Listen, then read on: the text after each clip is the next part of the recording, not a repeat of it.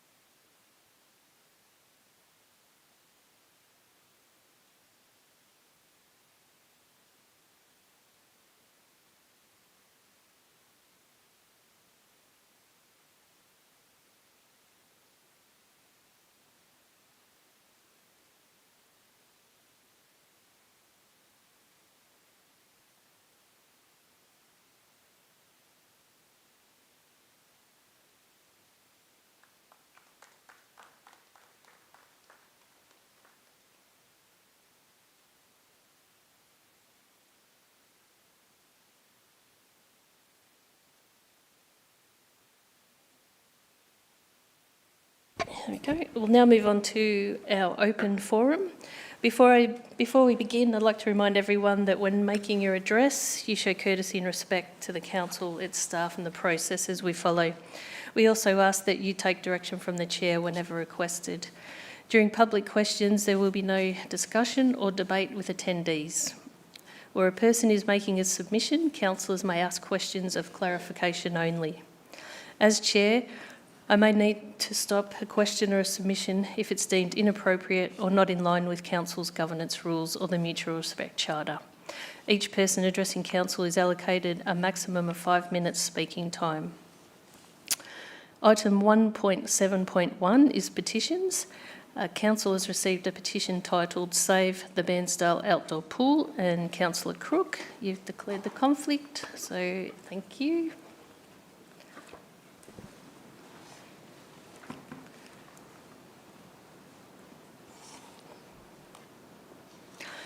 Before the petition is presented, we have one public submission in relation to this item. Ms Buckland, would you please come forward? Thank you. So you've got 5 minutes to make a submission, and we've got a sound that will play 30 seconds before that's due to finish. Thank you. Alrighty. Thank you for the opportunity to speak tonight in support of the petition to save the Bairnsdale Outdoor Pool and to highlight the importance of meaningful and community engagement as Council develops its new aquatic strategy. On behalf of the more than 2,500 community members, I present this petition alongside the children's mural that was shared here on the February Council meeting. Through this petition, we respectfully ask Council to undertake the repairs needed to make the pool safe and reopen in 2026, actively consult with the community on its future, and acknowledge the pool as a valued and needed community asset now and into the future. We launched this petition in October of 2025, fresh out of the August meeting. We are now more informed of the task ahead to make the pool safe and aware of the passing time. Either way, the petition sends a clear message. East Gippsland Shire residents want an outdoor 50-metre pool in Bairnsdale.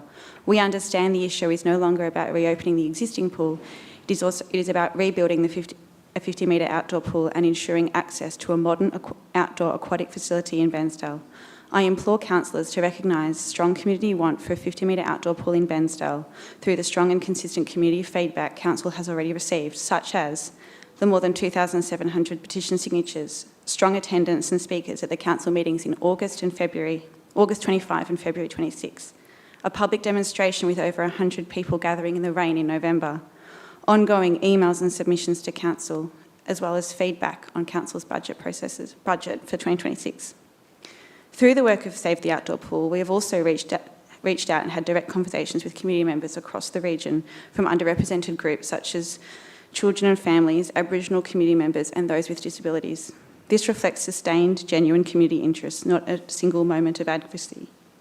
Through these actions, residents have exercised the democratic right to participate in decisions that affect their community and engage through avenues that East Gippsland Shire Council have afforded us. This level of engagement aligns with the principle of community engagement in the Local Government Act 2020 and provides a strong foundation for meaningful consultation. Each community member who has engaged with the pool issue is speaking with their lived experience behind them, and this forms a community voice seeking to be actively involved in the conversation. However, this community voice has not yet been fully included in the process.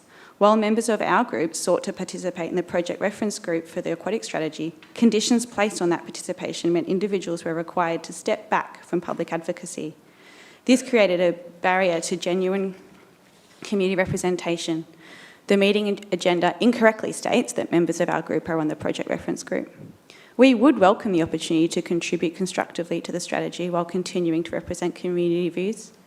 Given the scale of engagement on this issue, inclusion of our group would strengthen the process. To understand community views in the pool, Council must consider the full body of engagement already received.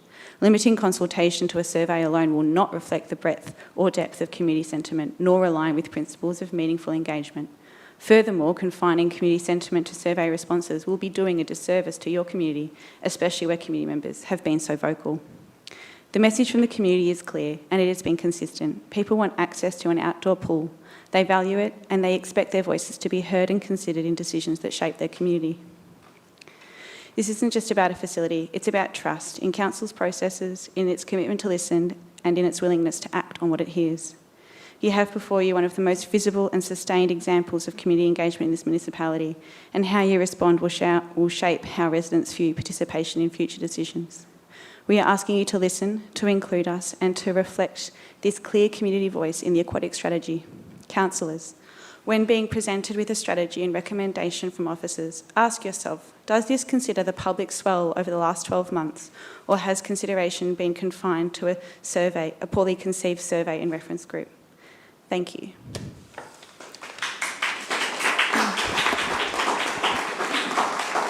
Thank you. Ms Buckland, do you want to just stay there? Thank you for that. Councillors, there's to be no discussion or debate at this point. Does anyone have any questions of clarification in relation to this submission?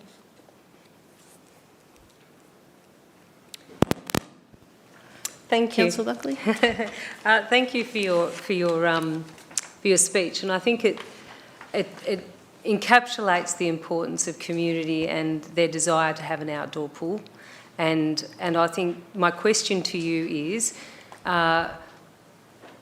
would a new outdoor pool in a different location or the location that it is in, would either or either of those options be a comfortable solution for community? I think it's tricky to speak on behalf of community. I'm just one person, but in my view, I would say I think a 50-metre outdoor pool in Bairnsdale would be a brilliant result. Yes, that's fabulous. Thank you. And a complex, like maybe a toddler pool as well. Maybe a splash, maybe somewhere to splash around. It's important to know what you want, so thank you very much for that response. Cheers. Thanks, Councillor Buckley. Councillors, any other questions? No. Okay. Thank you, Ms Buckland.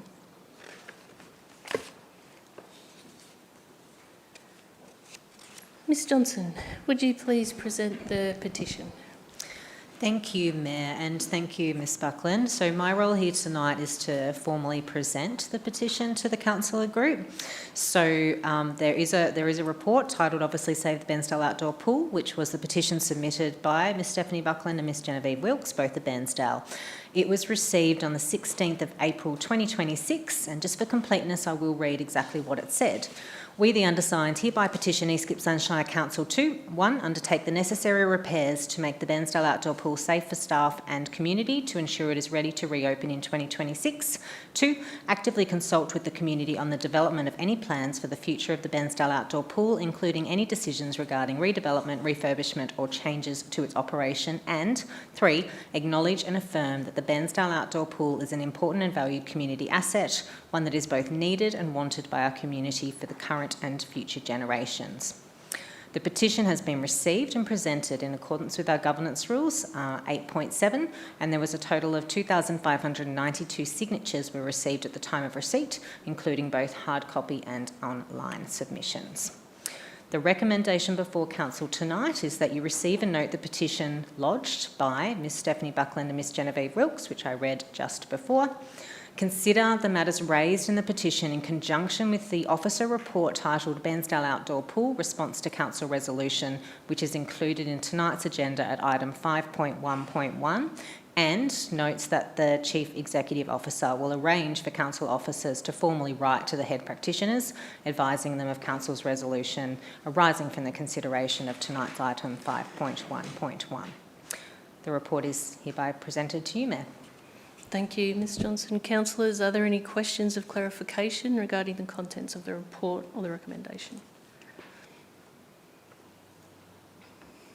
No? Okay, I see none. There is a motion in the report, recommendation in the report, so I'll now call on any councillor to move a motion. Have you got a question or moving, Joanne? Sorry, Councillor Hazel. Oh, okay. No, thanks, Mayor. Yep. I'm fine. You want to move? Keen for a mover? I'll move the motion. Thank you, Councillor Farquhar. And a seconder. Thank you, Councillor Alden. Thank you, Gallery. Okay. Councillor Eastman, would you like to speak to the motion? Yes, thank you, Mayor. I think after hearing the public's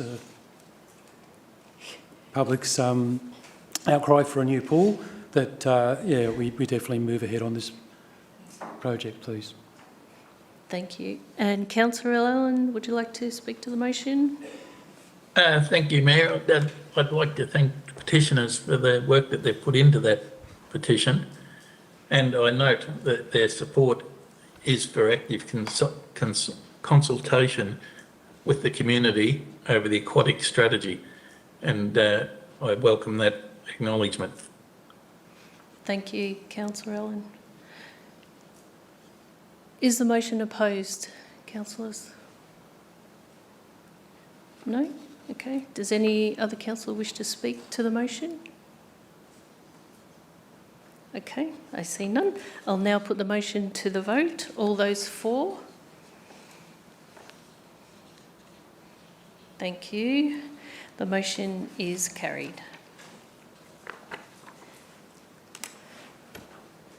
We'll now move on to questions of council. Oh, sorry, Tom, can we get Councillor Crook back?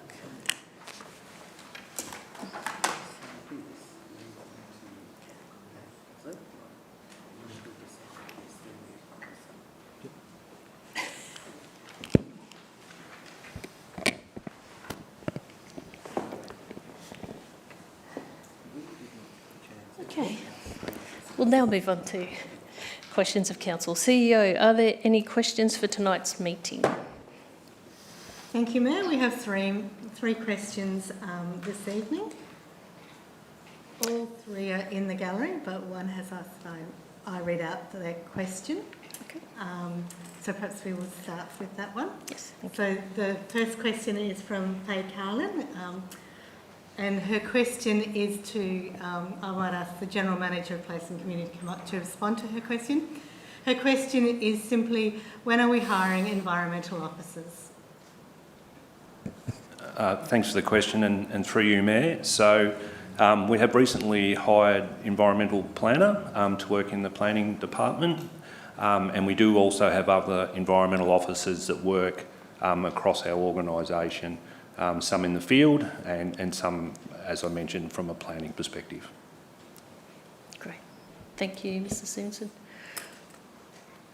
Thank you. So I'd just like to remind speakers to be respectful when addressing council and to take direction from the chair if requested.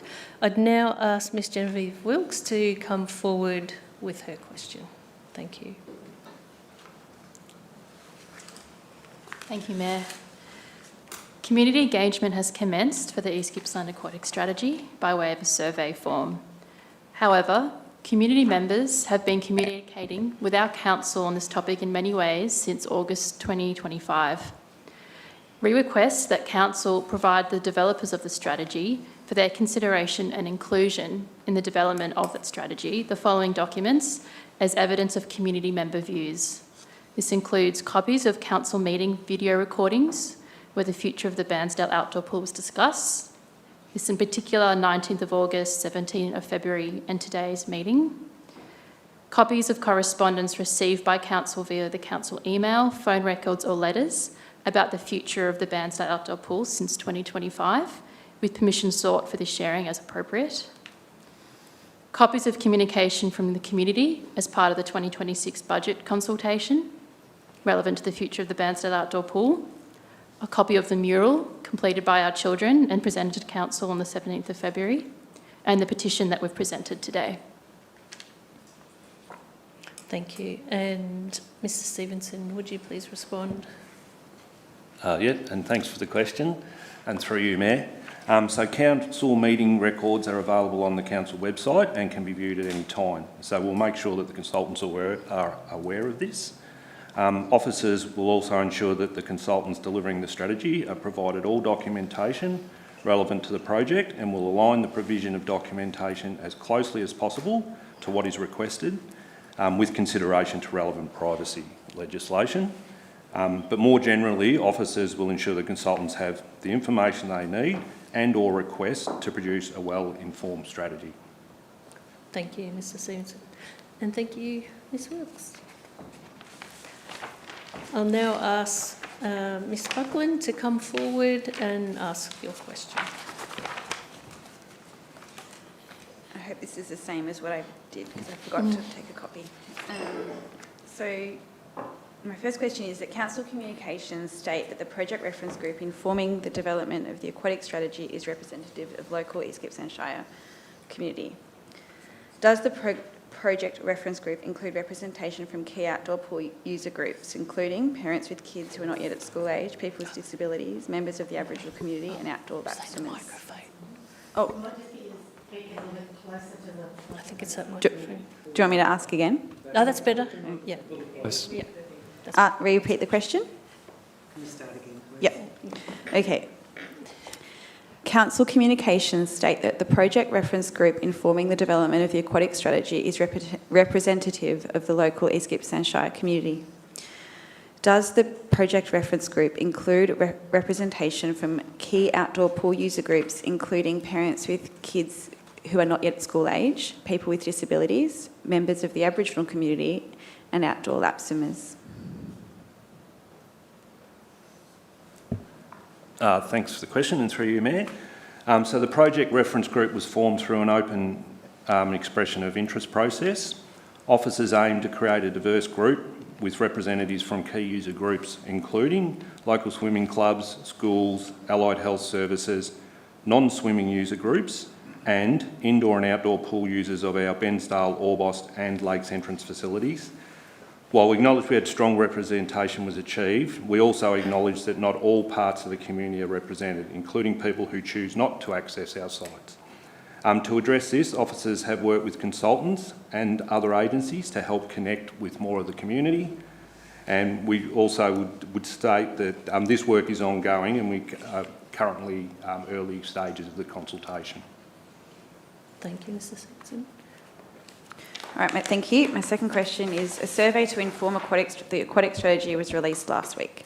What are Council doing to promote the survey completion by all members of the community, especially those that do not use the bark but may use the outdoor pool or are not East Gippsland Shire leisure members? For example, the groups are detailed above: kids, families, those with disabilities, members of the Aboriginal community. And then the second part of that question is, what other engagement activities are planned to ensure engagement from the user groups described above? Thanks for the question again, and through you, Mayor. So the survey is being promoted through social media, print marketing and via targeted mail-outs. This is being supported by a number of council departments to ensure the reach is far and wide, as the strategy is to capture all of East Gippsland. Consultants are also running a range of individual consultation sessions with groups such as our region's youth ambassadors, the Chambers of Commerce and other place-based community organisations.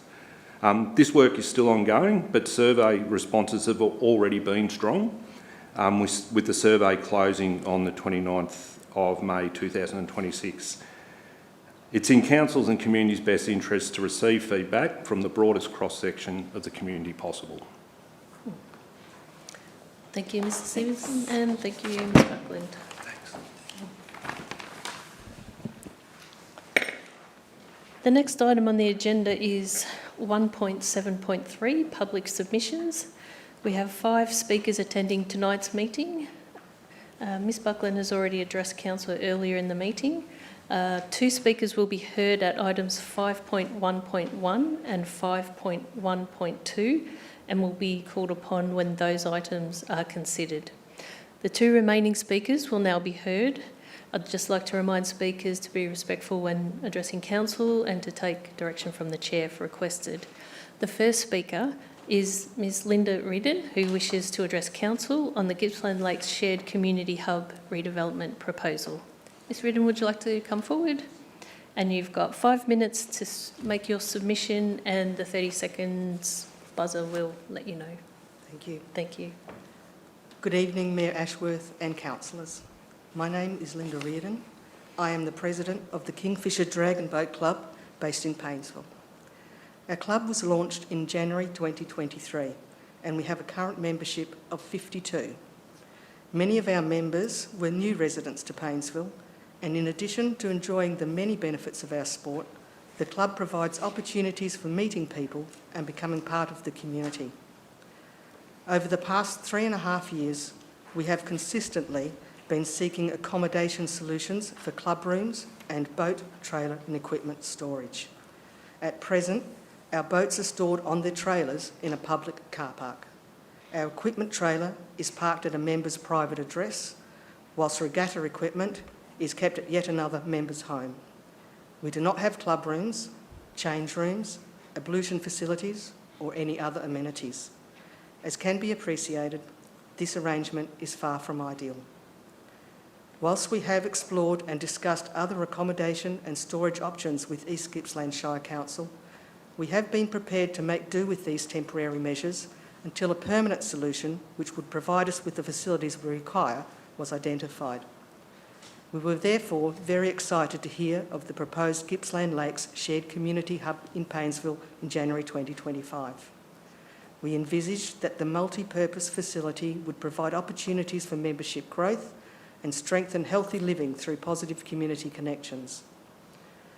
We have recently been advised that although works were originally scheduled to commence in May 2026, the design of the community hub is still under discussion between Council and Gippsland Lakes Yacht Club.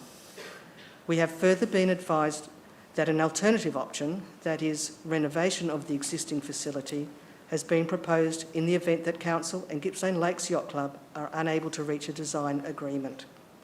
The Kingfisher Dragon Boat Club has been an active participant throughout the design process, and we have greatly valued the high level of consultation between all interested parties.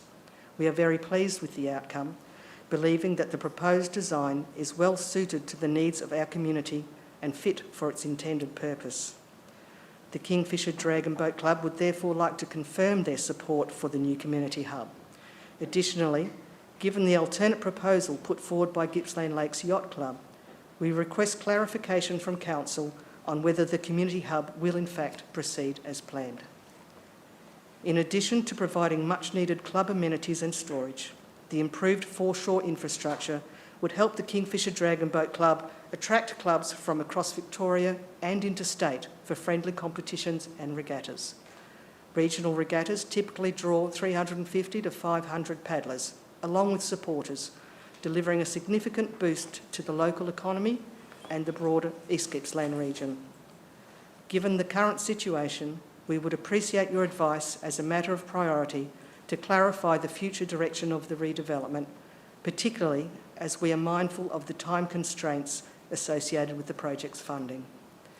If the shared community hub does not proceed, we would welcome clear advice on how East Gippsland Shire Council can support the Kingfisher Dragon Boats Club accommodation and storage needs going forward. We have received strong support from the Painesville community, who we have consistently represented at Victorian and interstate regattas, including the Australian National Championships, the Victorian Championships and the Masters Games. Our profile is growing, along with that of Painesville itself, amongst the dragon boating community Australia-wide. We need a club room. We need permanent equipment storage facilities. Our strong preference is for the community hub to proceed. However, should it not, we seek an autonomous, long-term solution rather than arrangements with third parties, which may not serve the club's best interest over time. We remain committed to working with the Council to reach a mutually acceptable outcome that best serves our club and the wider community. Thank you. Thank you, Ms Reardon. Councillors, are there any questions of clarification? Bernie? Sorry. Sorry. Councillor Farquhar? No? Okay, Legacy and Councillor Eastman. Yeah, thank you, Mayor, and through you. Thanks for that, Linda, and congratulations on the growth of the club. I guess I'm asking, I think it's a question of clarification. Is there another dragon boat club in Bairnsdale, and what do they do for club rooms and storage facilities? Yes, there is another club, the Waratahs Club. They've been established for over 20 years. They have their own facilities in Bairnsdale and we are not part of their club. So they're a completely separate entity.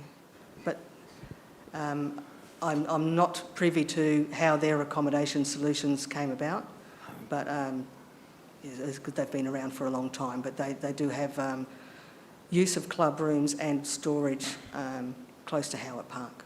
Oh, thank you. I think I was trying to find out how their facilities came about. Thank you. Yeah, sorry, I'm not aware. Thank you. Any other questions, councillors? No? In that case, I might get CEO to briefly respond. Thank you. And normally at this point in time, we've got a report on the agenda. So tonight we don't have one. So I just wanted to say thank you and let you know that the councillors and the council officers have heard what you've said. Whilst there's a lot of things and discussion about what may or may not be happening in the community, council remains committed to looking at all the options and coming up with an option that is affordable, sustainable and meets the needs of community as best as we can. So the councillor group haven't made a decision at this point in time, and we'll be making sure that all those that were consulted throughout the process with the shared community hub are kept well informed when we're able to release some of the discussions we're having with funding bodies and the like. So thank you for your submission, and we will certainly be making sure that officers keep in touch with your group. Thank you, CEO. Thank you, Mayor. Thank you, councillors. Thank you, Ms Reardon, and thank you to the gallery. There's a couple of members out there of the Dragon Boat Club, so thank you for coming along tonight too. Our next speaker is Mr Jarrah Feather, who wishes to address Council on item 5.3.1, and it's Con 2026-1755 World Soccer Pavilion and Pitches construction works. So Mr Feather would normally speak when the item is listed. However, he's requested to speak a little bit earlier.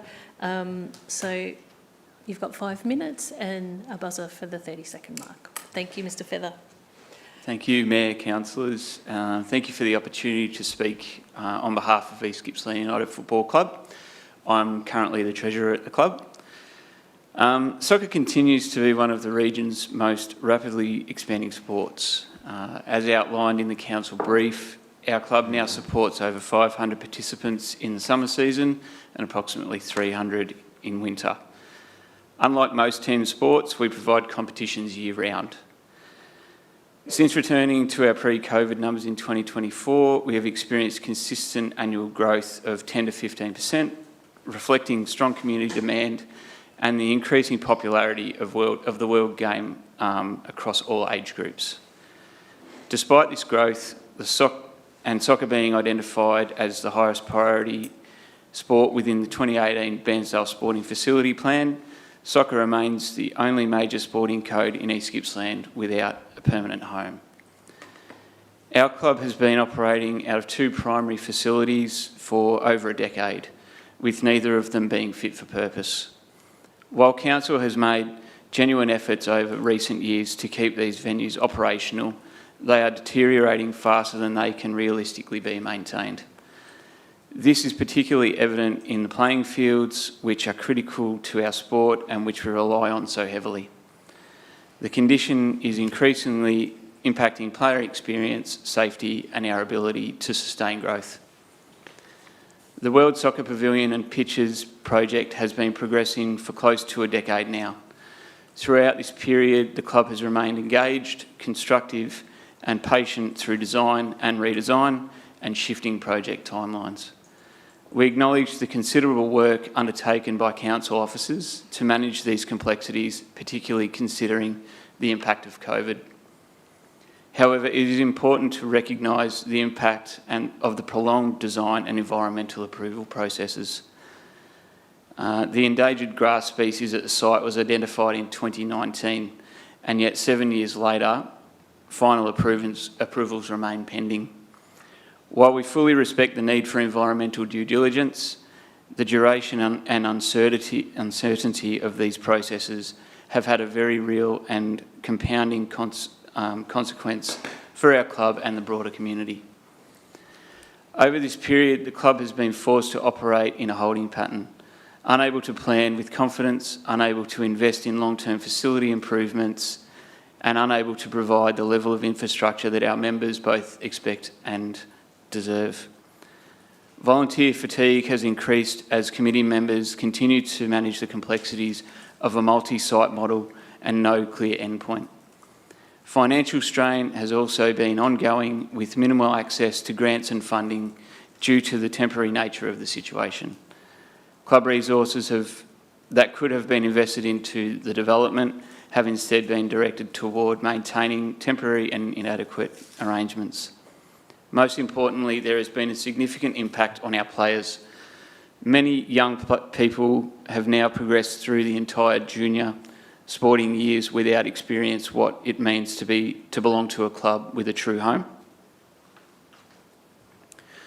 During this same period, demand for soccer has continued to grow steadily. Each new season places additional pressure on the facilities that are already stretched beyond their intended capacity.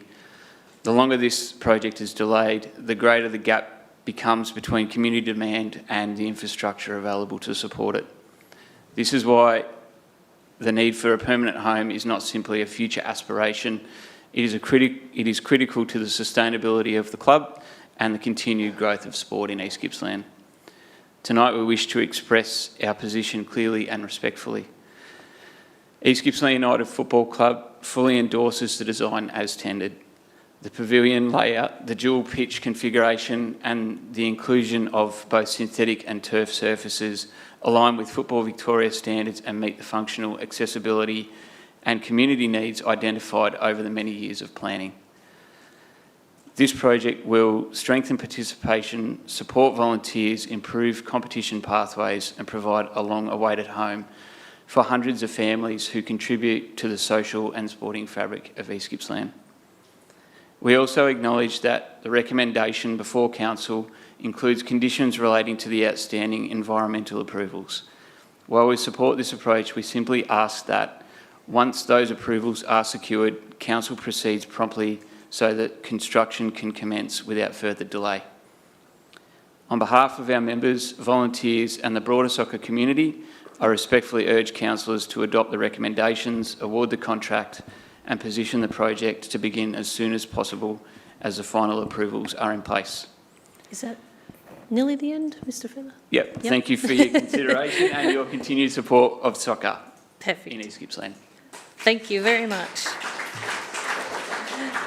Councillors, any questions of clarification for the speaker? And Councillor Farquhar. Thank you, Mayor, and through you, Mayor. Thank you, Jared. Great. Just going back to, is the expectations to have 2 synthetic pitches or 1 grass, 1 synthetic? No, one synthetic and a turf. Great. Yep. And my second question is, in the past 2 years, what sort of communication has there been between the club and the Shire? I would say probably over the last 12 months, maybe the last 6 months, it's dropped right off. Yep. Yeah, it's actually been quite poor. Okay. The 18 months prior, the project manager was very receptive, spent quite a lot of time.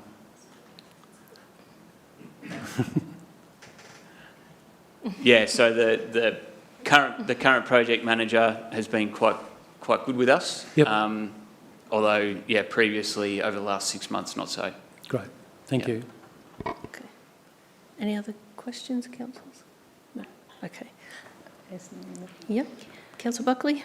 This is a question that, because I just don't understand the difference between a synthetic and why you need both, because obviously the synthetic is a lot more expensive. Yes. So from a fiscal point of view, I'd like to know why that's needed. So the loading rates on a synthetic pitch are significantly higher than a turf pitch. So our ability to cater for the massive numbers that we have at the club would not be sustainable on 2 turf pitches. Okay. We just simply have too many numbers, and it's too small an area. So if you can imagine what it looks like to have 300 participants in a matter of sort of 3 or 4 evenings across one grass pitch, they don't tend to last very long, even the best ones. Okay, thank you. Thank you very much, Mr. Feather. Thank you. Okay. Item 1.8 is items for noting, and there are none for tonight's meetings. As identified in the agenda, Councillor Buckley has submitted a notice of motion relating to advocacy for Swifts Creek 24-hour health services. I'll now call on Councillor Buckley to move her motion. Thank you, Mayor and councillors. I just wish it to be noted that I plan to make a small amendment to my motion, Mayor. Thank you. Yeah. So may I have the motion put to screen so that I can read the new proposed motion?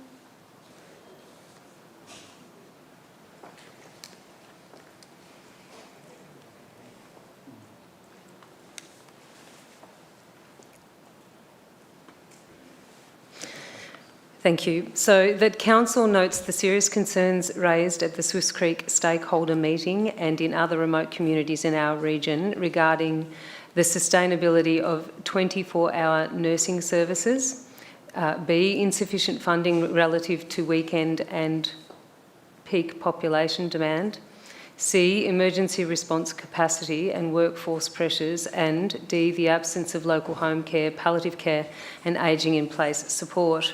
2, affirms that 24-hour nursing services at the Swiss Creek and other remote community health services are essential and critical to community safety. Acknowledges that the current funding model does not reflect actual service demand. B, reliance on grants is no longer viable for essential health services. And C, community fear and risk are real and escalating. 4, welcomes Ambulance Victoria's recent support. And you need to scroll down.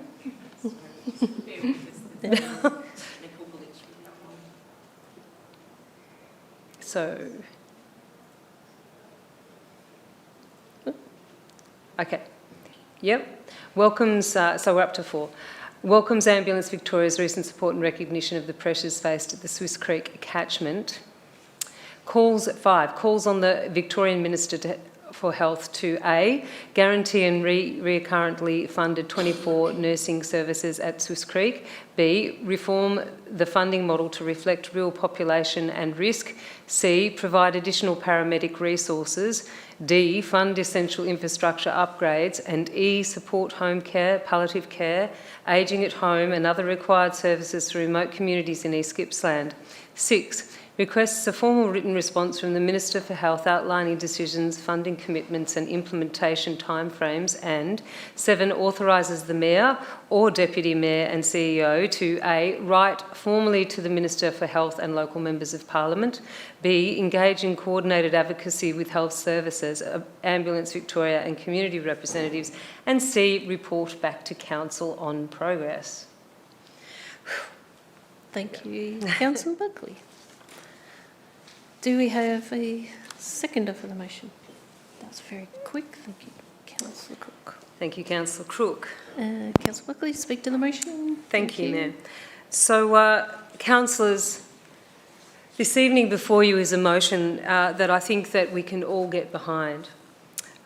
Swiss Creek and many small remote villages in our communities have a strong sense of identity and resilience, and we need to ensure that they can have mutual care for those people who reside in those places. For residents, the local nursing service is not simply a health facility, it's a lifeline, providing reassurance that help is available at any hour in emergencies, in times of illness and at the most vulnerable moments of life. The loss of a 24 care service is not an abstract policy change. What it means is that older residents, families and visitors and vulnerable community members must face medical emergencies knowing that help may be hours away. For many, this creates real fear and distress. Community members have expressed that they feel unsafe, anxious and forgotten, despite having raised their concerns respectfully and persistently over several years. Swiss Creek's population dynamics further compound the risk. While funding models reflect a small, resilient base, the resident base, the reality is that on weekends and peak periods, the population in the district swells, and that puts added pressure on health services and emergency services. Dedicated staff continue to go above and beyond, but goodwill cannot replace adequate resourcing, nor shall staff be expected to carry the burden alone. Importantly, there are no realistic alternatives for Swiss Creek residents and other places that are in the same or similar circumstances. For people who wish to age at home, those requiring palliative care, or families facing unexpected medical crises, the presence of a 24-hour local service is the difference between dignity and distress, safety and risk. It's amazing how glasses make it easier to read what you're trying to say. So, look, this is all in my rationale. It is available online, but I can't overstate the importance of equity, safety and compassion for rural communities. Our geography should not determine access to essential care. We need to protect our community and strengthen our services. There is also a moral and ethical responsibility on government to support bush nursing centres across the state, particularly in rural and remote communities such as Swiss Creek. These services were established because governments recognise that equal access to health cannot be determined by postcode. Bush nursing centres exist to ensure fairness, dignity and safety for communities that face distance, isolation and limited alternatives. When core services are allowed to erode through funding models that do not reflect reality, it signals a withdrawal of that ethical commitment. Supporting bush nursing centres is not discretionary. It is a statement that rural lives matter equally, that vulnerable people will not be left behind, and that government accepts its responsibility to protect those most at risk. This risk is real, this fear is real, and the need for action is immediate. So, councillors, we need to send that message home to the Minister. To do that, we need to write a firm letter and we need to state our case for community. So I put this motion to you and I hope that you can support it. Thank you, Mayor. Thank you, Councillor Buckley. And Councillor Crook, would you like to speak to the motion? Yes, thanks, Mayor, and thanks, Councillor Buckley, for bringing this motion to us tonight and allowing those requested changes. Look, in parts of East Gippsland, we've seen firsthand what happens when access to healthcare is limited. And for many residents, the choice has historically been quite stark. You either travel a really long way to get the services you need, or you don't get those services. These are often small and isolated communities, and many of them have older residents living with chronic conditions. We know many delay care due to cost, distance, or lack of appointments. And this is not just a service gap, it's a clear inequity. But we also have community-led examples of what works. I just want to speak briefly to one of those. This is an example of one of those services working out of Orbost at the moment. It's a collaboration between the community, Orbost Regional Health and Gippsland Primary Health Network, and it's their nurse-led wellbeing spaces. And they've established a few of these in some of the remote communities, one in Bendock, one in Tubbut and one in Goongerah. And in just over a year, they've managed to reach over a third of the population in those remote communities and delivered more than 800 episodes of care. So the outcomes from this little program, small but significant that it is, have in fact been significant. It's led to earlier diagnosis, better management of chronic health issues, reduced travel time, improved mental wellbeing, and importantly, a stronger sense of belonging.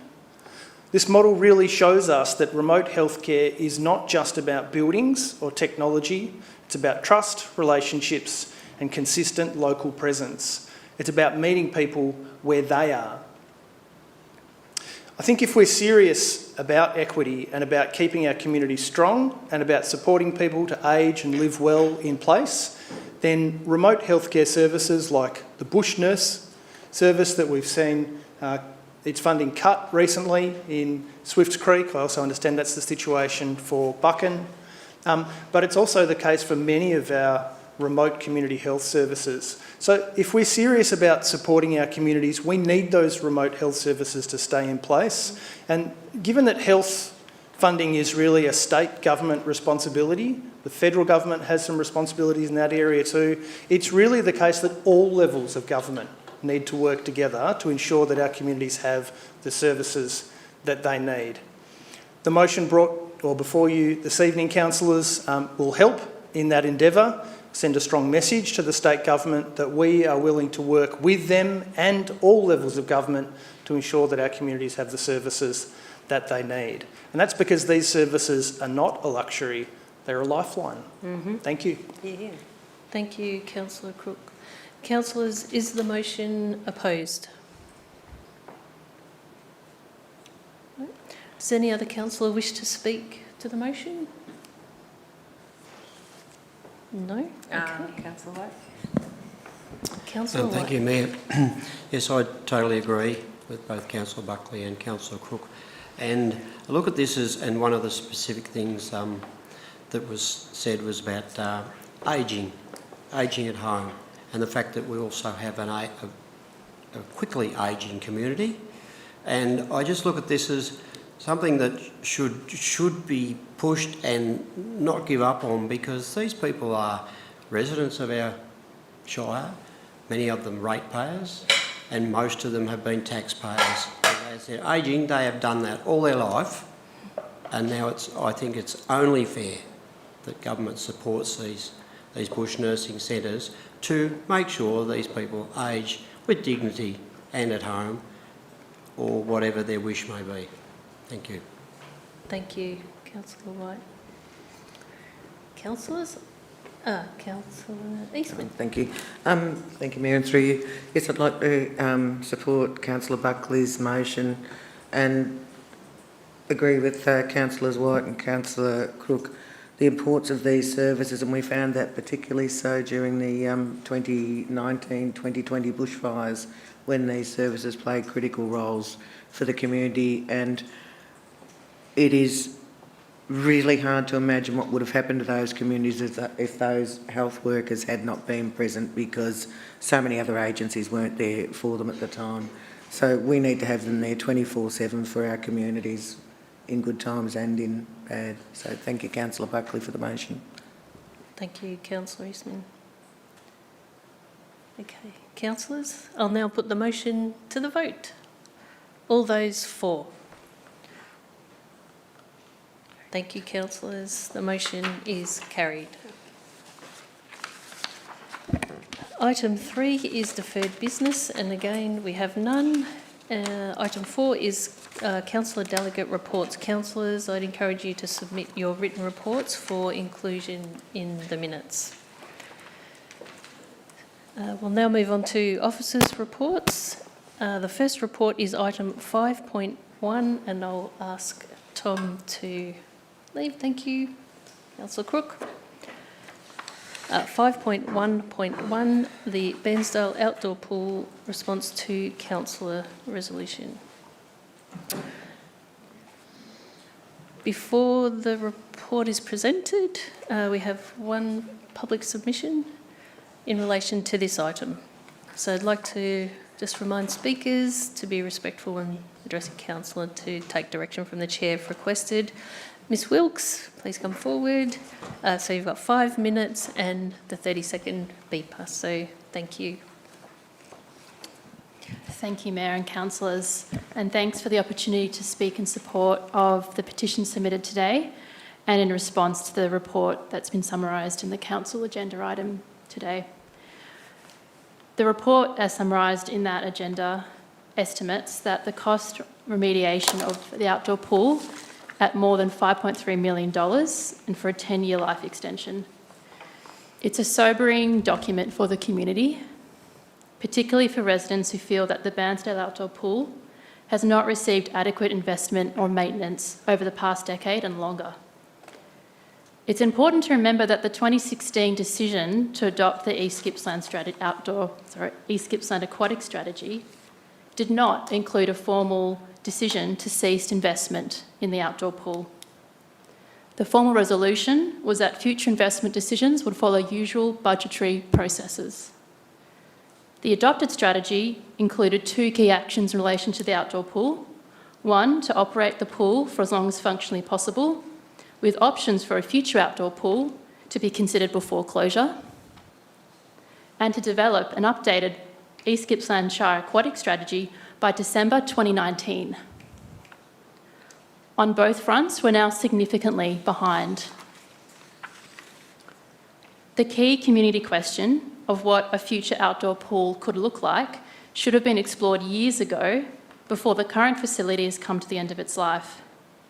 Likewise, the updated aquatic strategy, now due in 2027, will arrive around 8 years later than originally planned.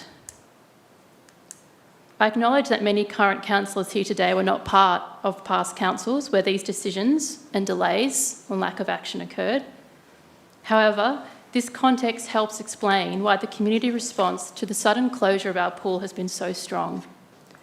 The community has seen strategies adopted, consultation undertaken, and then key actions relating to the outdoor pool left to lie on the shelf and gather dust. Had the aquatic strategy been completed closer to the 2019 timeframe, we may already have a clear pathway forward for the modern aquatic infrastructure our town needs. Instead, we've watched the outdoor pool deteriorate over many years with reduced functionality, limited operating periods, and ageing amenities. Unsurprisingly, this has contributed to declining attendance. But low attendance at a deteriorating facility that's barely open should not be interpreted as a lack of community demand for outdoor swimming infrastructure. This concern was actually already identified in 2016 in the consultative process that happened then. One of the key themes in that consultation process was that users said that the facility no longer adequately met their needs. And this was particularly due to the condition of the change rooms and the lack of heating. The message from community that's been with council since 2016 is not that we don't want an outdoor pool, it's when we want a better facility that meets contemporary communal needs. As council continues to develop the new aquatic strategy, I ask that focus be given to what information is genuinely needed to help move this conversation forward. Not just another strategy, but what is the evidence required to support real decision-making? At a minimum, that must include clear expert advice about the cost and scope and benefits of constructing a new outdoor aquatic facility. Given the significant costs that have been identified of refurbishing the current pool, it's both reasonable and necessary for council to obtain formal quotes for a new facility. Without that information, the strategy will remain incomplete and unable to properly inform long-term decision-making and move us past 2016 thinking. We're already several years behind where the 2016 strategy anticipated we would be. The community has participated in good faith and waited patiently, and tonight we ask council to commit to the next practical step, obtain formal quotes for a new outdoor pool and bring that information back to the community so decisions can be made based on evidence and not assumptions, and this issue can finally move forward. Thank you. Thank you, Mr Wilkes. Councillors, there is to be no discussion or debate at this point, but does anyone have questions of clarification in relation to submission? And Councillor Buckley.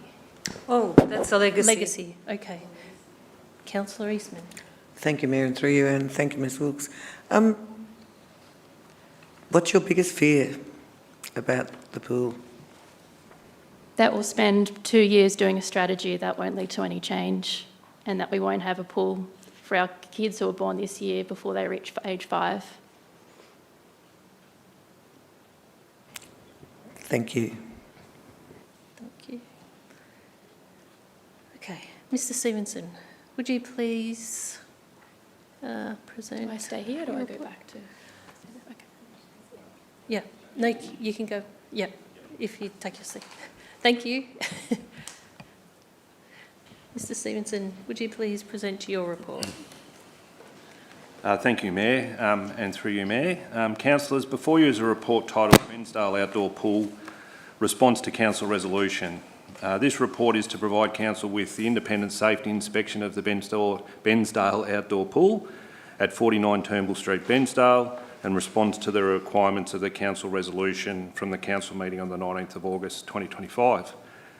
The assessment was commissioned to identify safety risks to staff and patrons, assess compliance with relevant occupational health and safety and public health legislation, and determine a rough scope, scale and cost of any remediation works required to address identified risks. The assessment is provided in full as a confidential document, and BEC has also provided a summary document for community release.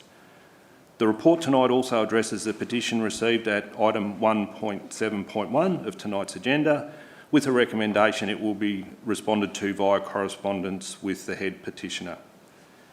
Councillors, the Bairnsdale Outdoor Pool has been assessed by an independent party as beyond the end of its service life. The facility presents significant safety, compliance and operational risks with an extreme risk rating under Council's risk framework. The assessment also identifies significant costs associated with extending the life of the pool or to replace the pool. Due to Council's obligations under the OH&S Act and its associated regulations, the facility can't be opened in its current form, and we could not remediate or replace the pool and associated infrastructure before the upcoming summer. It is also worth noting that the development of the new East Gippsland aquatic strategy has commenced, which includes a commitment to undertake broad community consultation on the future of the aquatic facilities across East Gippsland, and this includes the Bairnsdale Outdoor Pool. The strategy is an important piece of work as Council acknowledges the important role aquatic facilities play for the community, including health, wellbeing and community participation. The strategy will also need to consider the costs to the community in the context of any new infrastructure, the renewal and maintenance of existing infrastructure and the associated operating costs. Councillors, I've got Chris Wayne, Manager of Recreational Facilities and Services, who's here to help answer any questions tonight, and the report is presented to you for your consideration. Thank you, Mayor. Thank you, Mr Stevenson. Councillors, as this report contains confidential attachments, please remember that if you wish to discuss any of its contents, we'll need to move into a closed session. But are there any questions of clarification regarding the contents or the recommendation of the report? Okay, Councillor White. Thank you, Mayor. I was going to ask the question about when the strategy was due, but that was explained by our speaker as being 2027. So my question now is there an opportunity to actually bring that forward? Is the work going to take that long, or could we get it done quicker? Thank you for the question, Councillor, and through you, Mayor. I think we're well underway, and to do a strategy this significant, to have it in draft form by December, which is in the report, is actually, it's pretty quick timing. We're not sitting on our hands, we're going fairly quickly, but I'd hate to commit to anything earlier and not give it its due diligence. Thank you. Yeah, thank you for that. So it's fairly clear that summer of 2026-27 we'll still be without an outdoor pool, a functioning outdoor pool. Councillor Eastman? Yeah, I have a few questions, Mayor, thank you, and through you. Regarding the current strategy, would it have been possible to actually do a strategy that treats different districts differently? For instance, Sus Creek already has a pool up there. Would it have been possible to do an aquatic strategy for Bairnsdale and districts separate to others rather than the whole of East Gippsland? Thank you again for the question, and through you, Mayor. I think it's important for our council to consider the whole region because the investment across all the aquatic facilities are essentially going to come out of the one council budget, so we want to consider all of that and inform that, but we are looking at place, not just putting everyone in the one situation. We respect that different towns and different facilities are at different places, so we're still looking at it from a needs point from each region, but I think it's important as East Gippsland we look at it as a whole and make an informed decision as a whole on what we do. Thank you, Mayor. Regarding the 2015 aquatic strategy and having regard to Ms Wilkes' presentation and other things that we've found along the way, can you advise, my understanding with the 2015 strategy was that an outdoor pool was considered on the Bark location, which was then discarded as a consideration. Is that the case? Is it that the outdoor pool site in Turnbull Street is the only site that we've looked at or not? Or that we're looking at? Not being directly involved, I would say that I do know there was a concept for the Bark, and I do know with this strategy we're looking at other sites if they are options, but I can't comment directly on 2015. I'm not sure if there's other officers in the room, whether it be CEO that was involved, but for myself, I couldn't comment. Yeah. Whilst I was part of council back in 2015 or thereabouts, I didn't have much to do with this strategy. My understanding was that it was initially identified as a site where it would fit, and there were some synergies with having the facility next to the indoor pools, and that was why the site was looked at.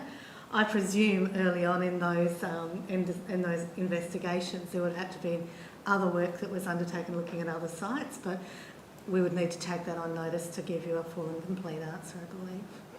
That would be good, thank you, because I think there's my understanding now is that the Bark site would no longer be suitable because of other developments, so I'd appreciate that, thank you.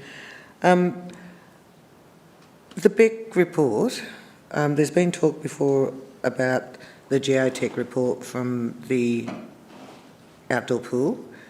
Can you confirm that the Beck report found that the geotech might not be an issue and the pool is still repairable? This wasn't addressed directly in the BEC report. They did review the geotech report, but in the BEC report, they do advise there need to be further investigations on the site, and we'd recommend doing an updated geotech if we were to investigate that site further. Thank you, Mayor. Councillor Farquhar. Thank you, Mayor. Through you, Mayor. Given the timeline for what we're looking at now, what would be the intention to do with the pool, what we're going to do with the pool now? Because if you walk past it, it's a duck pond, mould and everything else growing onto it. Given that these decisions have to wait until certain things happen, we could be looking at 2 years, what would be the intention to do, what are the intentions to do with the pool at the moment? So, sorry, through you, Mayor. So the intention was just to keep the site looking, the grounds and that as clean and tidy as we possibly can. Obviously there's water in the pool, and that's for a reason. We didn't want the pool, the shell to collapse or anything like that while decisions were made whether we went to refurbish, replace or go to another site. So it's a bare minimum from a cost perspective, but certainly keen to keep it as aesthetically pleasing as we can without huge costs, obviously. There's no chance of that becoming a health risk as stagnant water? I'm unsure. I'll ask Chris if he's aware of any. I don't believe so, but also to the pool ops team, if we do think there's a risk, we can go and dump some chlorine there to keep it safe. I'm very conscious of that. But to Chris's point as well, we frequent down there to try to keep it, mowed and make sure the facility's safe. Thank you. Councillor Davis.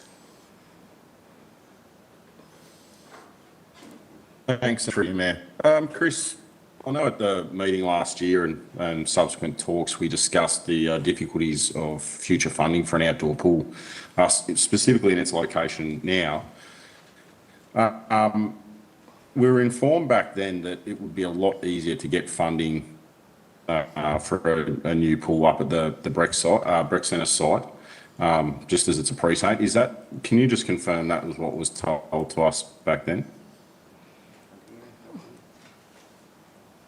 I think at the moment there's no funding stream that I could talk to, but I dare say when we go through other projects, they do look at precincts and using sites for multi-purpose, but there's no current funding stream that I could categorically say that would or would not benefit. Again, that's probably some of the work we look at the strategy. We do have industry bodies on our project reference group, which would be unpacking that as part of developing the strategy as well. Yeah, thanks. My next question just relates to the pool, where the pool is now in the current facility that's currently sits on Deaker land. I have asked you this question in the past. Has anyone considered, say, the decommissioning costs if we don't go ahead with a new pool at this site or a refurbishment of a pool at this site? The decommissioning costs, I imagine, would be quite large, and also being that it sits on Deaker land, would we be required to actually rehabilitate that land after decommissioning to a suitable standard to hand back to Deaker? Thanks for the question, Councillor, and through you, Mayor. We haven't done a detailed decommissioning of the site, and purely because we're trying to base all this on the ongoing strategy and where we want to head. So we've tried to not commit a whole heap of costs to something until we know the direction, and probably goes to the question that Councillor Farquhar asked before about what we do on the site in the interim. But you're right, there would be reasonable costs with decommissioning, and I'd suggest with things like potential contaminated soils and stuff like that because of leakage from the pool and chlorine and those kind of things. And we haven't discussed with Deaker the future use of the site if it wasn't to be a pool, but that would be consideration of the strategy, and we'll come back to council with some options. And there are other user groups in that precinct as well, we know. So we would certainly be having discussions with DECA on how it was to be managed ongoing. But that hasn't been done yet. No worries. Thanks. If I may, thank you. Councillor Easton? Thank you, and through you. Just one final question. We're talking about the aquatic strategy here. Might that strategy also include consideration of the pool as part of a broader precinct, rather than, for example, along with the tennis club, a summer sports precinct or something like that? Yeah, thank you for the question, and through you, Mayor. I think the goal for us with this strategy is to make sure it connects with other strategies council has, like the sports facilities planning and so on. So the consultants are working with officers to understand that, and I dare say if we're discussing that Turnbull Street site, officers will also be trying to connect with the sports facilities plan, tennis clubs, etc., and get an understanding, like Chris said, on what the options are if we don't proceed with the pool there. So yes, they will interconnect, and we will have that consultation, but this strategy itself, I suppose, you know, when we get to draft form, councils will have opportunity to review that and maybe ask for more information if that's what you do require. Sorry, Mayor. Sorry, I missed what you said there. Sorry, Mr. Wayne. Yes. It was something along the lines of what we do if we don't have a pool there, but I'm actually talking about if we do have a pool there working. The strategy will cover both options and give advice, and it might not be detailed design, but it'll definitely talk to. No, sorry. Option. I'm talking about the possibility of working in as a precinct for summer sports, either with or without, like if a pool was there, a broader vision. Yes, again, the strategy would talk to that if that was a preferred option. Thank you.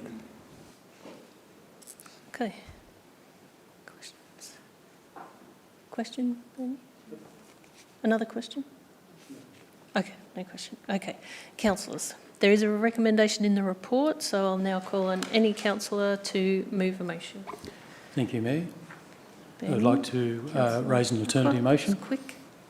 Okay. Could I have the ladies post that alternative motion up?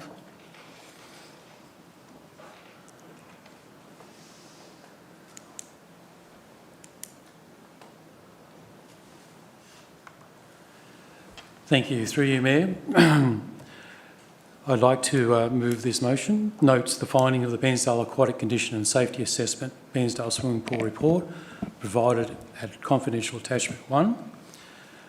We support the renewal of the Bairnsdale Outdoor Pool, including the main pool and toddler's pool, the outdoor heated pool at the current site. Exempts this project from Council's normal procurement practices, guided by the detailed design, including engineering plan. Guided by the adopted procurement policy, and seeks a tender from BEC for a fully costed detailed design, including engineering plans. Once plans are received and reviewed by the council, that tenders be released for the project, including decommissioning works, supply and installation of infrastructure, plant and equipment necessary to implement the new design. 5, makes provision in future budgets to facilitate the replacement of pools and associated equipment, and detailed recommendation 4. 6, subject to resourcing, considers and accepts any further recommendations made by the Aquatic Strategy Committee and incorporates these works into future budgets. Thank you. Councillors, I'm aware that this motion has come to us without much discussion. Is there a need for us to suspend standing orders so we can have a full discussion in relation to this? A seconder? Okay. Is there a seconder for the motion? Councillor Eastman, would you like to speak to the motion? Speak to it. Are we suspending of governments? Are we, just to clarify?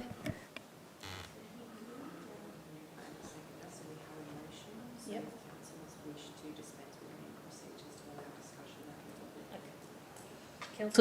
Councillors, we have a mover and a seconder, so if we wish to go into discussion, we can go into standing orders, but we need a motion to do that first. Mayor, if I may, I Councillor think Buckley? perhaps at this stage it would be good to hear the rationale behind the motion before we suspend and go into, if we need to go into a questioning period. Okay. So, Councillor Farquhar, will get you to speak to the motion. Thank you. Through you, Mayor. After reading the Beck and Red Letter safety reports, it has made us quite aware of the high risk rating the new statutory regulations and obligations that confirm the facility cannot be reopened without major expenditure. Beck have suggested that a refurbishment cost of around 5.3 million plus contingencies could alleviate the short-term issues. However, they have suggested, and in their experience, the preferred option is to replace both pools with heating to the toddlers pool and a new 50-metre pool complete with all abilities entry and a 50-year guarantee, and will meet all current statutory obligations for a cost of 7.5 plus 25% contingency.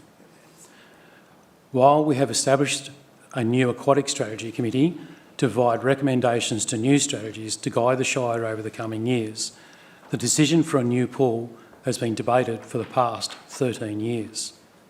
It is now time to decide on its future. Times have changed. The emphasis on open spaces for everyone to use, we should not be closing or taking one away. The discussed alternative location has limited spacing for car parks, the extension of basketball courts, limited space to conduct school sports, and limited conditions of the heat, lights and noise no longer make the park site a suitable alternative. This greenfield site may also contain rare red gum plains grass, like the proposed next-door soccer grounds, which has led to a costly expense. It is also well known that this area contains Aboriginal artefacts. The Turnbull Street site provides a valuable open space and is already under our control. Existing infrastructure like change rooms, kiosks, club rooms, fencing, trees, grassed area are a huge cost saving. There is no planning issues as we are not changing the use of the site. Existing pools will be removed and replaced. There is great potential to expand and amalgamate with other surrounding groups to form a precincts that share facilities and maintenance costs. Councillors, tonight we have the opportunity to end 13 years of debate, return a community asset to the community, but provide a new modern safe facility for all people of all ages, all abilities, to enjoy for the next 50 years. Let us be that council that shows we are here to listen and act for the people. Thank you. Thank you, Councillor Farquhar. And Councillor Eastman, would you like to speak to the motion? Thank you, Mayor. Just to support what Councillor Farquhar has said, and to note from Ms Wilkes' speech just how long the community's been waiting for some certainty around this issue, and the longer it's taken, the more expensive the whole concept comes. I dare say that prices now are probably double what they were when Council was first thinking about this. It strikes me that if we don't act now to actually find a way forward to make an outdoor pool happen, and that requires a need for extensive engineering plans that can be acted on, we won't be going anywhere with this for a long, long time, and we'll have a whole generation of children missing out on learning how to swim. This, to me, is not something that you do just purely for the pleasure, recreation or whatever, or because you've got time and money on your hands. This is an essential infrastructure for our community, particularly our young children, and I dread the thought of leaving it any longer before we start acting on Bairnsdale having the outdoor pool it deserves. Thank you.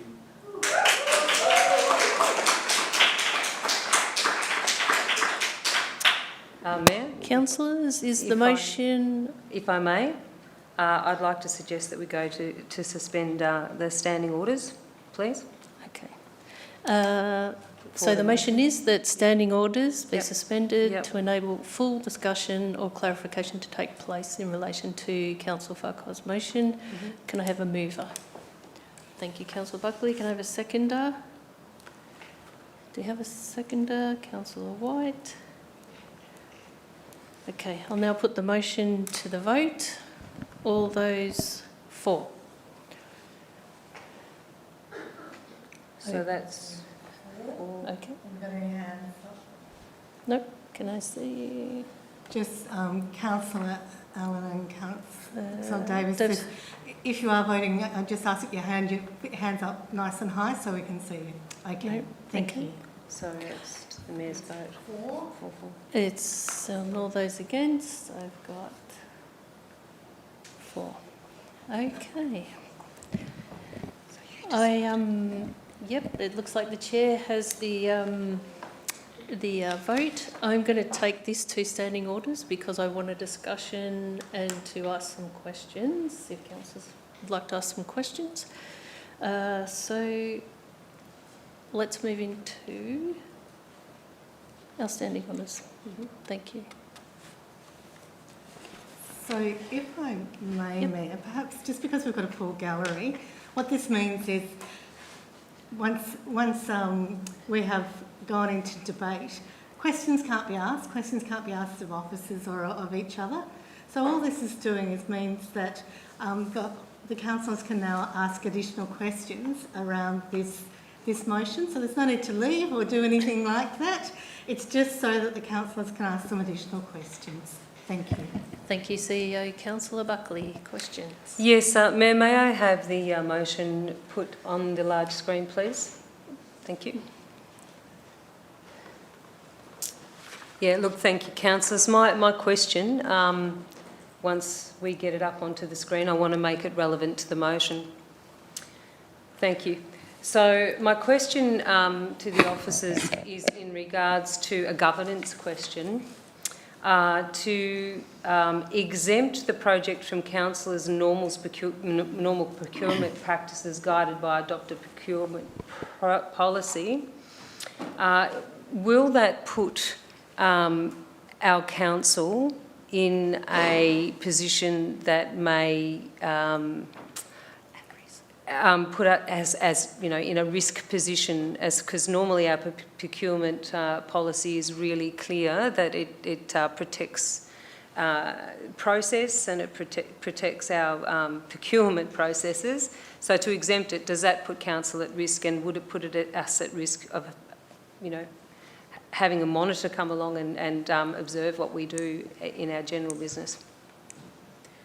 Thanks, Councillor Buckley, and through you, Mayor. So what Section 109 of the Local Government Act says is that the council must comply with the procurement policy prior to entering into any contract to purchase goods or services. So the motion as it currently stands is seeking to exempt us from the procurement policy. My view is that to exempt yourself from the current procurement policy, you need a valid exemption. There's a list of exemptions detailed in the procurement policy, and I can't find one that directly aligns, in my view, with that particular policy and exemption. As to consequences, I can't comment on what, you know, putting in monitors and things like that in my capacity. I'm sorry. No, that's okay, thank you. So that makes it clear to me that dot point 3 there is a great concern from a governance perspective, and in regards to the motion's position to commit us to that as the only site, how would that fit with the broader community's expectation of having proper consultation and putting forward other alternative sites if we commit to one site without having, you know, seen what that data and information is? Thanks for the question. Through you, Mayor. I think from an officer's perspective, the process that we've put forward is to go through the strategy and the consultation to explore what the thoughts are of the community are, more broadly, including whether that is the site for an outdoor pool going forward, whether we have an outdoor pool going forward, whether we have one in another location. So I suppose all I can say is from an officer's perspective, from a consultation perspective, the the methodology we've put forward is through the aquatic strategy, and that's what we propose to do to canvass the community and for what the community thinks is most appropriate. Thank you. Thank you. Councillor Eastman? Yes, thank you, Mayor, and through you. A couple of things. I'm thinking that the exemption for point 3 exemption relates purely to the seeking, and it probably should read a quote from Beck for a fully costed detailed design. To me, that's the exemption that's being considered there. And if I may, I'd like Ms Johnson to comment on the use of that exemption before by council, to exemptions before by council, for which we've actually sought legal advice. Now, I'm conscious of, I don't think it's breaching any confidences, but there was one particular example where the advice was sought from lawyers, from Maddox, about whether reasons for exempting a variation to contract for market engagement requirements was in breach of procurement policy, and the lawyer's response was no, the reasons for exempting the most recent variation of the contract from market engagement requirements were not in breach of the procurement policy, which permits exemption where market processes would cause substantial delay or would be impractical, disadvantageous or unreasonable. Now, I may have a different view to other people, but I would think, and I'd like some thoughts on this, the fact that Beck's already been hired, and I assume paid a reasonable amount of money, to develop a fairly comprehensive report, would it not, and it's almost like striking while the iron's hot, would it not be sensible to see this as an extension of that, similar to a previous variation to contract that we've seen in the past, an extension of that and an efficient use, efficient is the right word, I don't know, a good use of council resources, finances to actually continue this to get the engineering plan, and from there then once you've got that, then it's out to tender as per usual. So in my mind, I'm looking at Maddox's answer there, and I think this is clearly the same case there. We don't want substantial delays. We've had enough delays already, and we don't want to be disadvantaged by going out further. So I'd just like a comment on that. If Ms Johnson can start, and then I might wrap us up, because I think we're talking about two different things here. Yeah, so if I understand correctly, thanks Councillor Eastman, so I'll just read from the policy about what's a valid extension. So extension of contracts while council is at market to ensure continuation of supply of goods, services and works.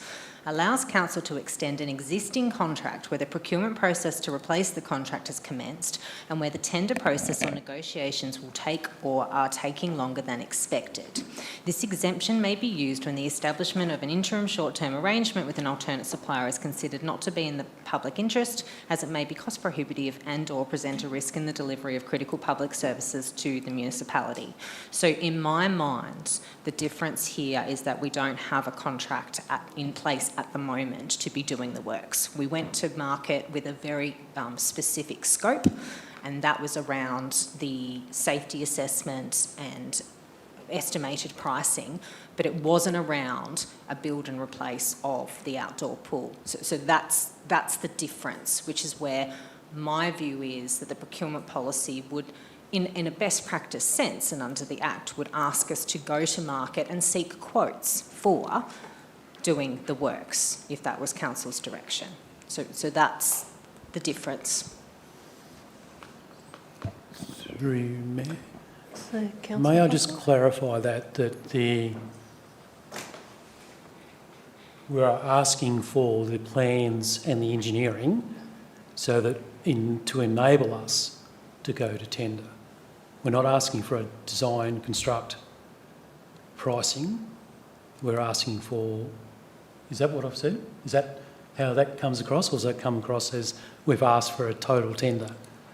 Because all I was asking for, because Beck have already done the original work on it, they are the experts, they've done a lot of work already, they know the job, so all we were asking for them is to go and provide us with the next step of providing plans and engineering to decide on whether that is suitable and to go to tender after we have those. So then we've got documents to say exactly how much, or where we can go with those documents to say how much this is going to cost.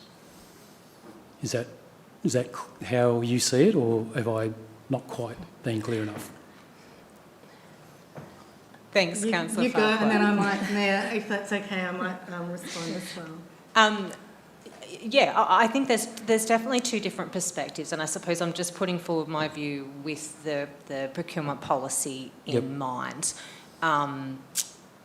In my view and understanding, the cost to do that particular piece, and if we look at fairness and transparency and value for money, would suggest that you would go back to market and seek valid tenderers to be able to do the piece of work that you're asking for. BEC may very well tender for that piece of work and they may very well win that piece of work, but the point is it's the fairness and transparency of going out to market to seek those particular tender pieces, which I'm not seeing fits neatly within our current exemptions as outlined in the policy. That's just my view. Okay. So if I may just continue what Ms Johnson has said, I think, yes, we do see them as different bits of work, a design piece and a construct piece. And quite often you would have different consultants or different contractors doing those too. However, I think our advice is, because we don't know about the availability of this company, we don't, they were engaged to do a different bit of work, which was really to assess the structural integrity and all those sort of things of an existing facility. We don't know if they're going to be the best contractor, and that's not saying anything about them as a contractor. We just don't know if they're the best because they're engaged to do a different piece of work. So officers' advice would be that you should go out to market for both pieces of work, for both the design and the development of the engineering drawings and the full scoping of the project so we understand costs, and then the tendering of the work, the physical works as well. Thank you, Mayor. Councillor Travascus, question? Yes, thank you. It would appear that there are three options. One is to rehabilitate, which we seem to like. The other one is a new pool, either in the present site or another one. If the pool is to be cleared up with all the infrastructure, is there any difference between if it's reused or the pool goes to another place? For instance, can that work? Is that, in a sense, that work independent of what happens? Because if it needs to be rehabilitated on one hand or reused, it will still require the same amount of work? It's through you, Mayor. It's a difficult question, Councillor, at the moment because, yes, if you didn't replace the pool with the pool at that location, there's obviously be remediation works. To what extent and what that looks like, there would need to be a plan around that. For example, and this is only a hypothetical, but, you know, would it be gardens, for example, then, yep, you'd design it and plan around that, and there'd be costs associated with that. If it's moved to another site, the feasibility, not if it's moved to another site, but if the strategy came up and said, actually, the community thinks it would be better placed at a different location for these reasons, that's what the strategy said, then, you know, we would have to run any feasibility through our project management framework to look at all the costs associated, how we do it, constraints and whatever. And, you know, on whether it's a new site or the existing site, there will be constraints and things that we need to adhere to and do. But we're not at the space yet where we could say, you know, what remediation of that site would look like. We're just not there yet. Thank you. Councillor White. Thank you, Mayor. My question's around if this amendment was accepted without having the strategy completed, which now through the discussion tonight, it's about 7 months away. What would be the outcome if the strategy comes back and actually suggests that that site is not used, and yet we've committed more funds which could have been used for a greenfield site? The outcome would be we've taken a different approach and we've accepted a risk that we would take that approach, and how the community would react to that, I'm unsure, but that's a risk that councillors would have to take. That the strategy might say something different. It might not, or it may. Thank you. And Councillor Farquhar? Again, through you, Mayor. I tend to disagree with that, in that the plans of a new pool and costings of a new pool would actually be... Mayor, point of order. Whether it went to a new site or Point of order, we're not in Yeah, debate, we're in we're question. Okay, I'll rephrase that, sorry. But we're only asking for the design of 2 new pools. So that design could be used whether it went to a greenfield site or to the existing site.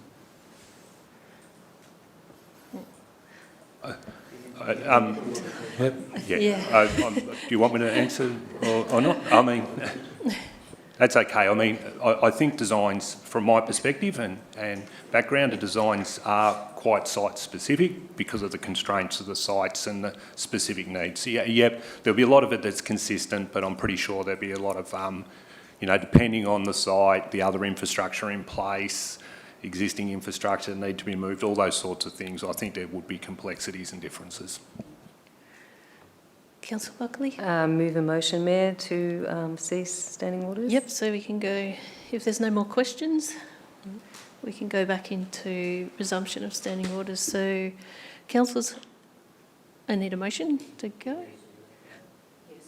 Yep, thank you. Okay, so I'll now put that to the vote. Are we all ready to go back into standing orders? Yep. Councillors Davison. Going back into councilmen. They're voting now. Yes, there. Thank you, councillors. Okay, so So, Mayor, if I could just catch us up on where we're at. Thank you. That'd be great. The speakers, we've had the motion moved and seconded. We've heard from the speaker for the motion and seconder. Yep. We're now at the point where we can call for speakers against the motion. Is the motion opposed? Councillors. Councillor Buckley. Thank you very much, Mayor. So bear with me a moment. I do have a few notes and my computer's just gone down.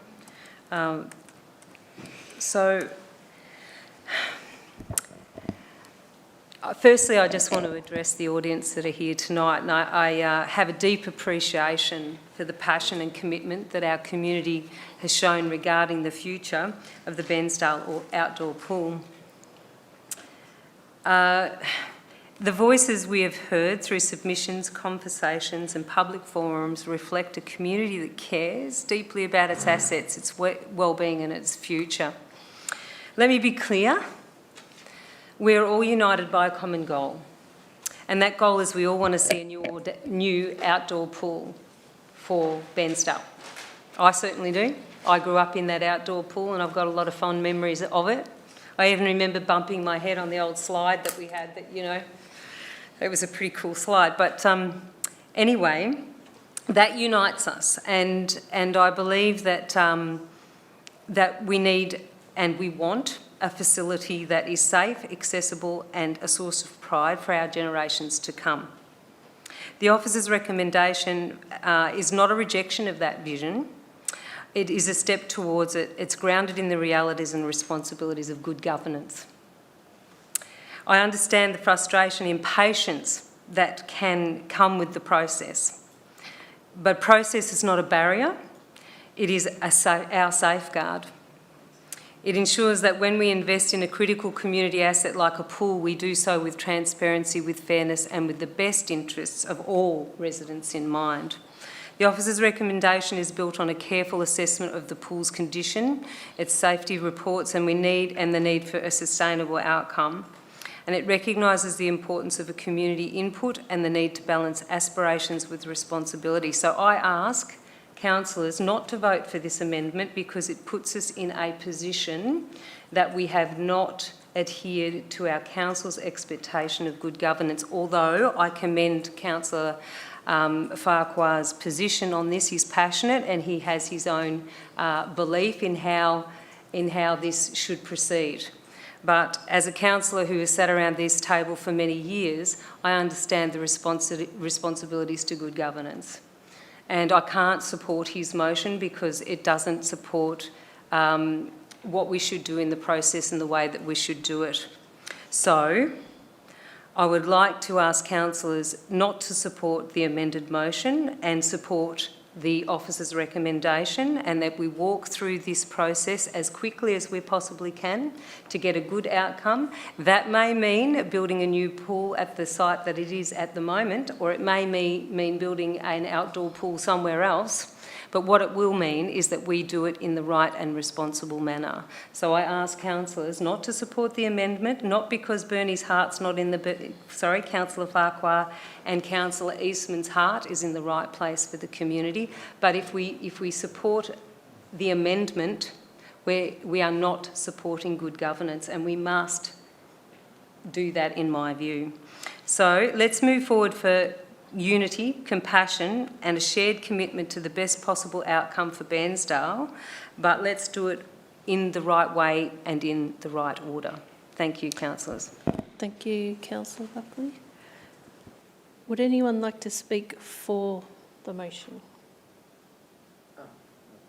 Is there a speaking? So I'll just check again. Would anyone like to speak against the motion? Okay. And Councillor Farquhar, you do have right of reply. Thank you, Mayor. I think the most governing factor is that this has been going on since 2015. So there's been plenty of discussion, plenty of debate. There is no plans to take it up anywhere else. The Turnbull Street site is a good site for a pool. That's why it was there in the first place. I'd like you to remember that that pool was built to keep our kids out of the rivers and make sure there is no drownings. That still exists. So don't take away an open space that was built for the safety of our children. I think we need to move on, and this motion gives us a clear motion as to where to go to now. Rather than putting it off for another 12 months, let's be a council of action. Thank you. Thank you, Councillor Farquhar. I'll now put the motion to the vote. All those for the motion? Thank you. All those against?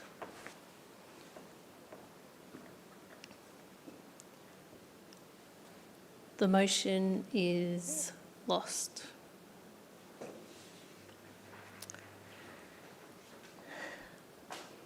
Thank you, councillors.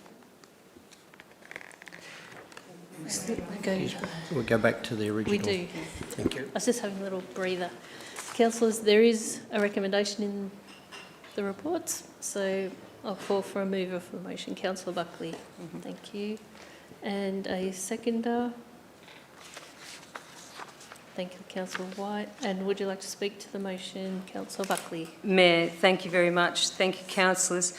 So now that we've moving forward, I'd like to say that I absolutely want a new pool, and but I want one that is safe, compliant, financially sustainable, supported by the wider community and delivered through a transparent and accountable process.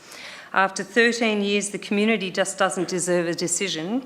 They deserve the right decision made properly.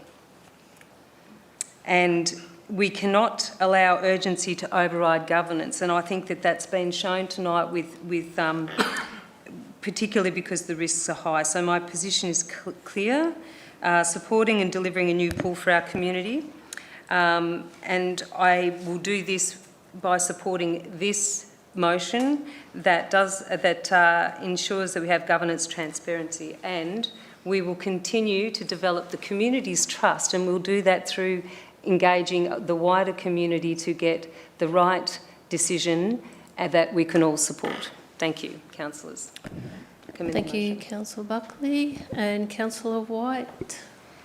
Thank you, Mayor, and I do agree with what Councillor Buckley said, but I'd also say that if we are to head towards building a new pool or rebuilding this one, that perhaps the CEO, if we could endeavour with as much vigour as we possibly can to look in every conceivable place for funding, because the council at this present moment, along with lots of other councillors, cannot just spirit up $15 million or $20 million. It's just not there. So we need to work really hard to get funding and support from other sources, and because I would still support a pool for the community, an outdoor pool.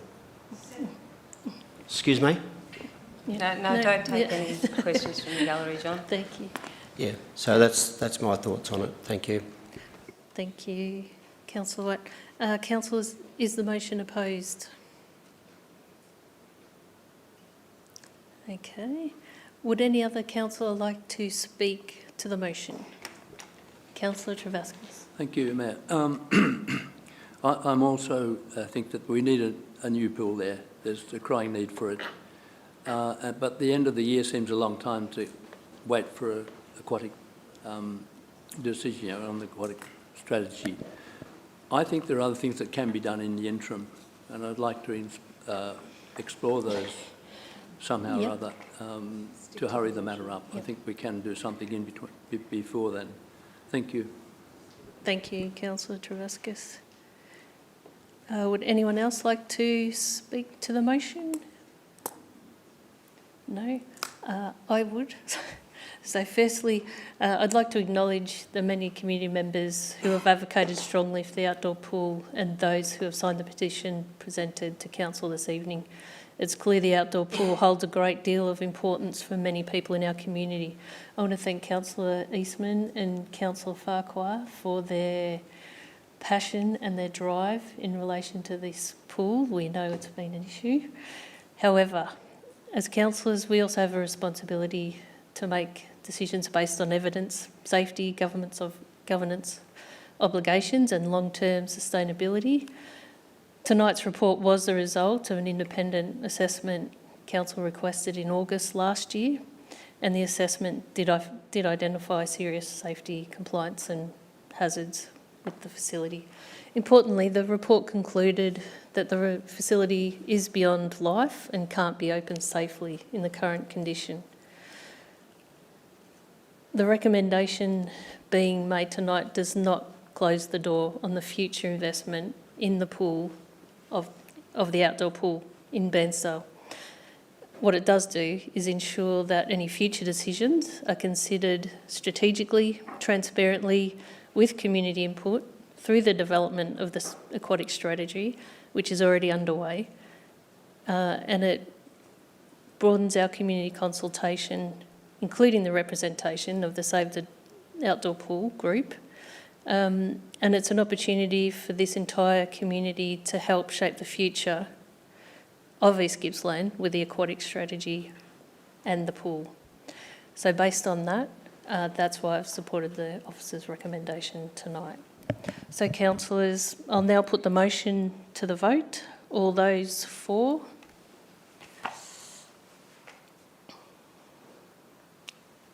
All those against? Thank you, councillors. The motion is carried.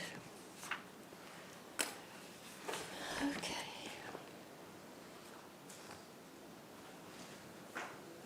And we'll just get Councillor Crook back into the room.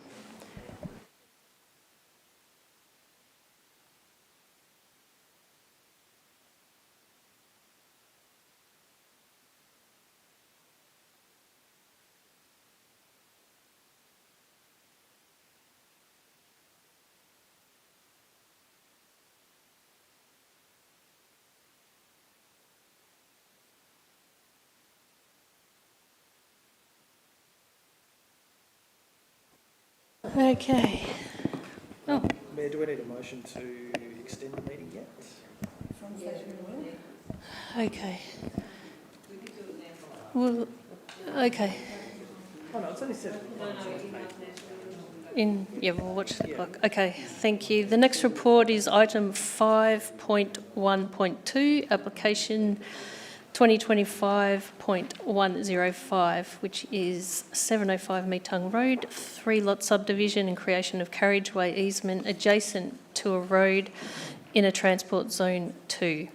Before the report is presented, we have one public submission in relation to this item, and I'd just like to remind speakers to be respectful when addressing council and to take direction from the chair if requested.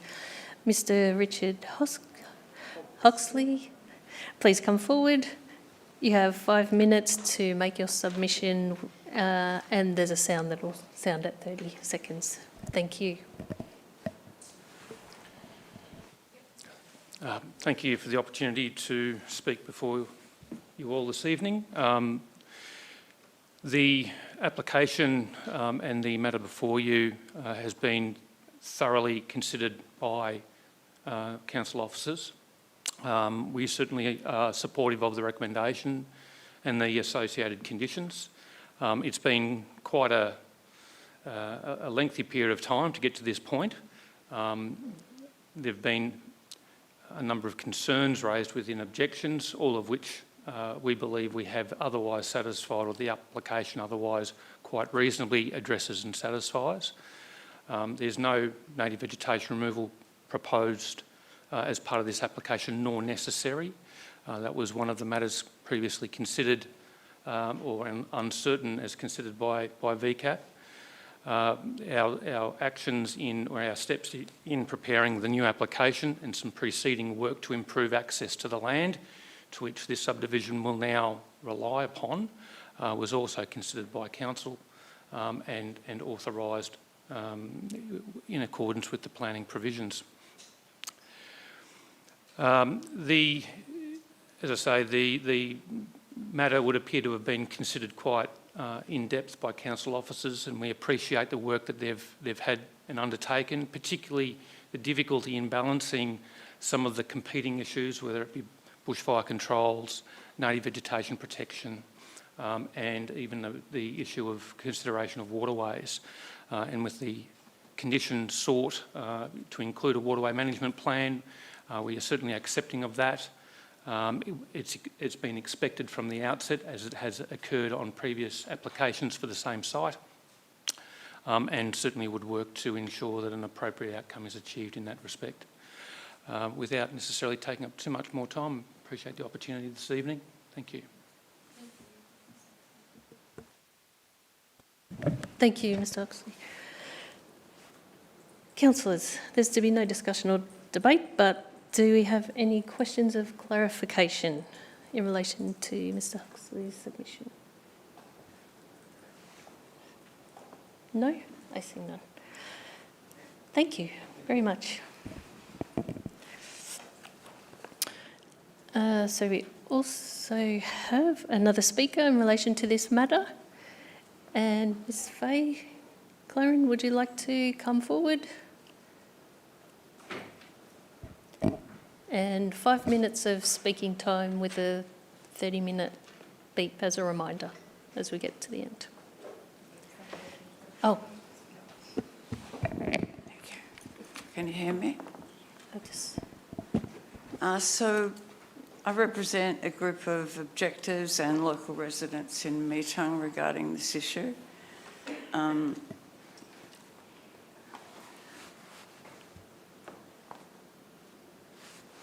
Look, it's really hard in East Gippsland at the moment to try and preserve and conserve highly environmentally sensitive areas. This is one of them. It borders, is part of the rainforest that it borders. It's actually the grassland that supports the rainforest that's next door and part of this property.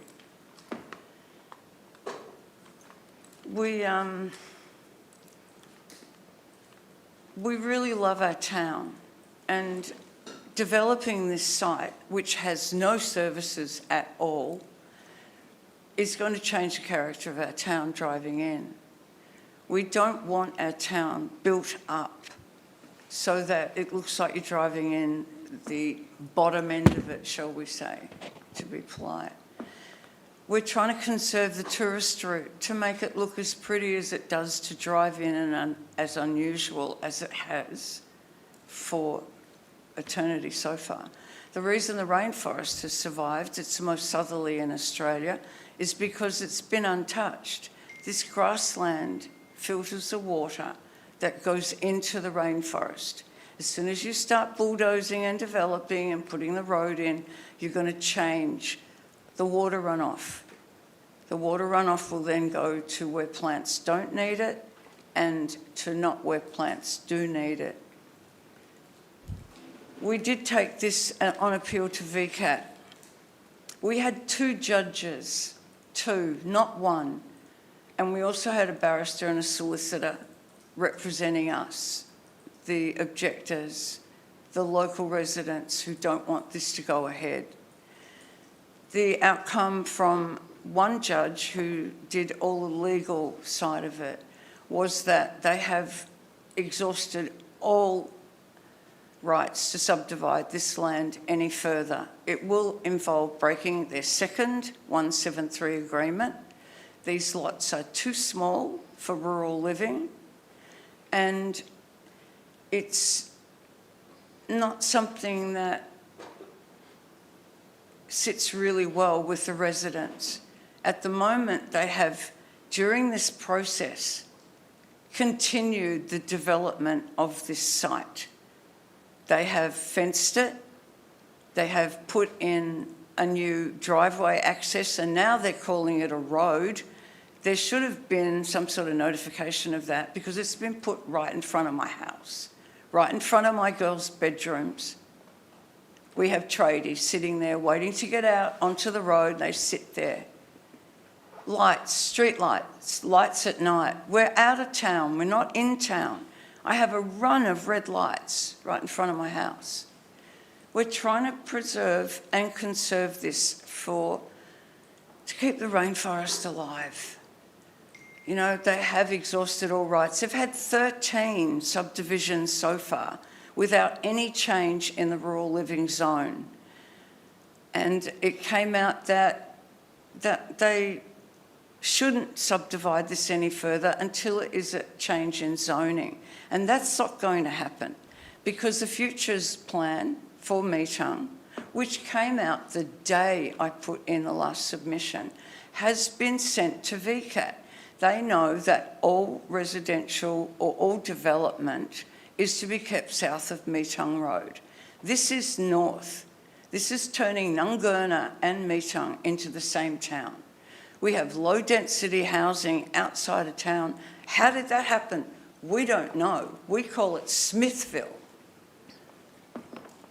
You know, it's just really difficult when you're trying to give local knowledge about areas that are sensitive and they're not being taken into consideration. Consideration must be made when you make this judgment. It means you must consider, have they had subdivisions before?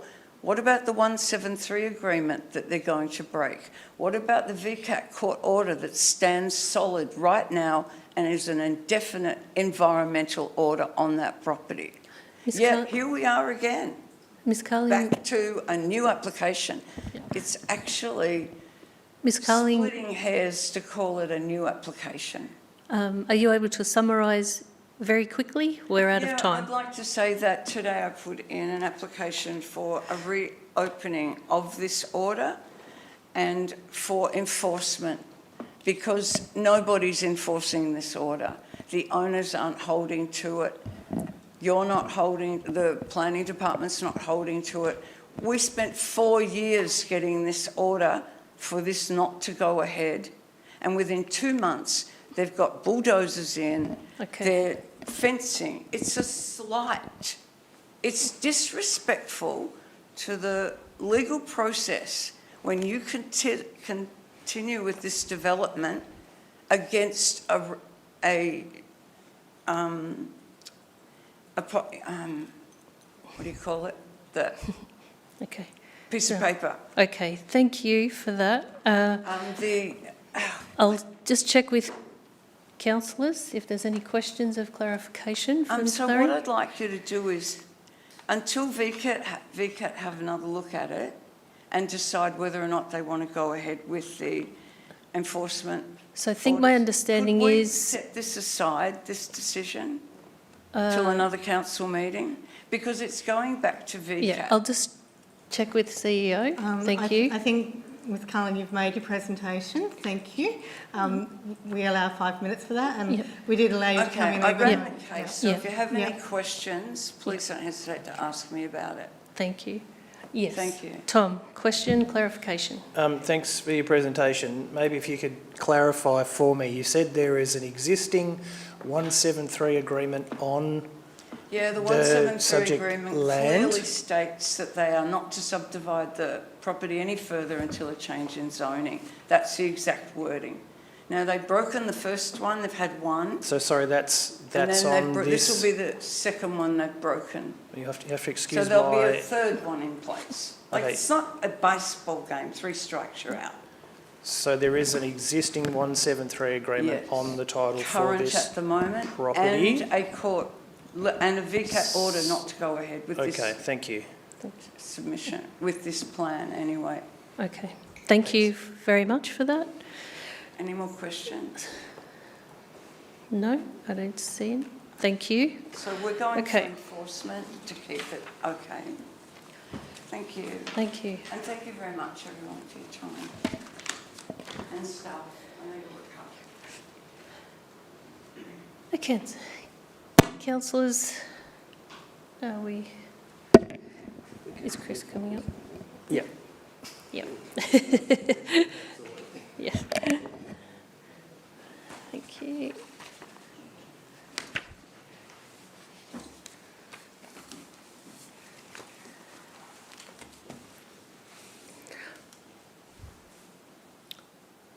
Mr. Stevenson, if you could present your report, thank you. Thank you, Mayor, and through you. So, councillors, before you is a report titled Planning Application 5.2025.105.1-705 Metung Road, Metung. The planning permit application seeks approval for a 3-lot subdivision and creation of a carriageway easement adjacent to a road in Transport Zone 2. The application was referred to relevant authorities and placed on public notice, where 9 objections were received and 1 objection from a referral authority was received. A full assessment of the application as well as the referral responses and objections have been provided as part of the council report before you tonight. Due to the number of objections, the application is brought before council tonight for a decision. The planning officer has determined that the proposal accords with the relevant planning policies and controls of the East Gippsland planning scheme and therefore recommends the application be approved, subject to conditions. Also tonight present with me, I've got Kalindi Chester, Manager of Planning and Development, and also Andrew Bates, one of our officers. So the report is presented for your consideration. Thank you, Mayor. Thank you, Mr. Stevenson. Councillors, questions? Councillor Crook. Oh, yes, thanks, Mayor, and thanks, Mr. Stevens, for the report. If you could help clarify for me, please. We've heard tonight from the submitter there's a 173 agreement on the property preventing this application from occurring. Is that? Through you, Mayor. So as an attachment to the council report, I've also included the VCAT members' decision on the previous application. No concerns were raised within that report regarding the number of lots that were to be created by the subdivision. In fact, there was confirmation within that report that the number of lots was effectively below the number that they could apply for. Sorry, so I'm still not clear. Is there a 173 agreement on this property, on the title of the subject land as it stands, that prevents this application from going forward this evening? Sorry. Yeah, thanks for your question through you, Mayor. Just to clarify, there's not. I think we were slightly confused about whether it was through the VCAT order or by an existing agreement. There's nothing in the VCAT order that indicates an agreement's in place or should be put in place from the previous application. And there's nothing on title that prevents the current application before you from being considered. Okay, thank you. I'll go again, but you have a go. Okay. Councillor Buckley? I'm just, thank you, Mayor. I'm just looking at the VCAT decision here, and the decision was of the responsible authority to be set aside and a permit not issued. What I can tell from this is that, and the question is, there was a matter in regards to the uncertainty around the removal of a dam on site, and which fed the waterway which passed through proposed lots 2 and 3, and that the current application has removed the uncertainty regarding the dam removal and has confirmed the retention of the dam. Therefore, the concerns previously raised regarding the impact on biodiversity have, in the view of officers, been addressed. Will that create a buffer in regards to the rainforest that was discussed prior, so that we know that there is less impact on the environment? Is that what I'm reading there? Through you, Mayor. Yes, that's correct. The rainforest element is to the far east of the application site, and the 2 proposed lots are a significant distance from the rainforest area. There is no vegetation that's proposed to be removed to facilitate the development. As you've just said, the current application confirms there is no intention to remove the dam. A waterway management plan is to be included by a condition. And also the issue of the uncertainty regarding the significance of the works that were required to facilitate the access has also been resolved, because a separate permit was issued for the access, and the access has actually been implemented. So there are no longer any uncertainties about the vegetation removal that would potentially have been required previously. Thank you. Councillor Eastman? Thank you, Mayor, and through you. Should this decision be taken to VCAT on appeal again? Costs are obviously high for council and something we're trying to avoid. In what ways will the case be different to the original that went to VCAT? Thank you for your question, and through you, Mayor. Yes, so there is a risk, as with every planning application, that it may go to VCAT. And yes, council will bear some of the cost of that. It would be one I imagine that as officers and as a manager, we would probably represent ourselves if it went down that route. In terms of what would be considered, it would be considered based on the application before you and the issues raised by the objectors. They would look at the referral responses, and they would look at it completely separately to the previous decision, because it's seen as a fresh application. I imagine very similar things will be discussed, given that the objections are largely about the rainforest to the east, access, waterways, native vegetation concerns, etc. If I may, Mayor. And through you. So, can you summarise how the current application differs from the original that went to VCAT? Dot point summary, and how it's addressed any concerns. Sure, thank you, and through you, Mayor. So to broadly summarise, the previous application was also asking for extensive earthworks to fill in the dam. It also asked for native vegetation removal. This current application does not require native vegetation removal for the subdivision or for the future dwellings, and it no longer seeks to fill in the dam, but instead retains the dam as part of the water body or the watercourse.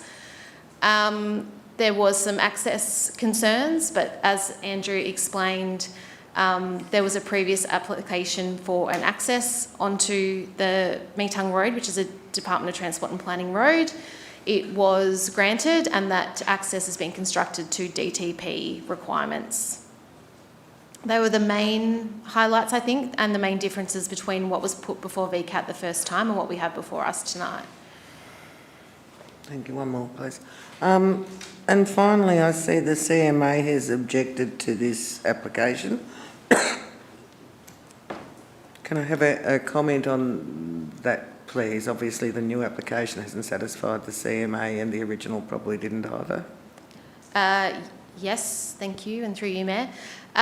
We have an ongoing complexity between the requirements of the Catchment Management Authority in relation to waterway management and health, because that requires the planting of waterways, and as that planting matures, it can create a bushfire hazard, which then goes against our bushfire protection and management requirements in the planning scheme. So as council officers, we have to make a balanced decision based on site, on the context of the specific application, and try and balance those two competing outcomes. In this case, the CMA wanted a waterway management plan up front so they could understand the extent of planting that would be required. I think that in some way went to influencing their objection. Council officers have chosen to put it as a permit condition, which is a standard approach in these cases. And we are satisfied that the waterway could have some planting in it, which would obviously help with waterway management, that wouldn't then burden the landowners with future bushfire requirements or hazards. It is not uncommon for us to find ourselves in this situation with similar proposals, simply because the CMA's policy directly competes with the bushfire policy.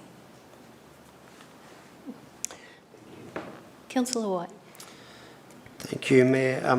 My question is pretty much similar to what was just asked, but it's more about the objectors, and reading the objections is about the rainforest and the filtering of the water, etc., through the waterway, which is grassed at the moment. So would a planting not interfere with that? Would it be better to not plant anything there and just leave it naturally as it is, which is supporting the rainforest? Thank you, and through you, Mayor. As outlined in the policy part of the planning scheme, waterways have lost their natural vegetation and ability to filter nutrients over time because we tend to clear the land and farm it or put houses on it. There is a big push to replenish those waterways with some planting that will help with waterway management, nutrient flows, etc. So in fact, a moderate amount of waterway planting would probably help the health of downstream. And I also think it's worth noting the rainforest is in the public land to the east. Yes, there is some vegetation patches on this land, but it's largely cleared. So we're not directly impacting on that rainforest that is located in the public land.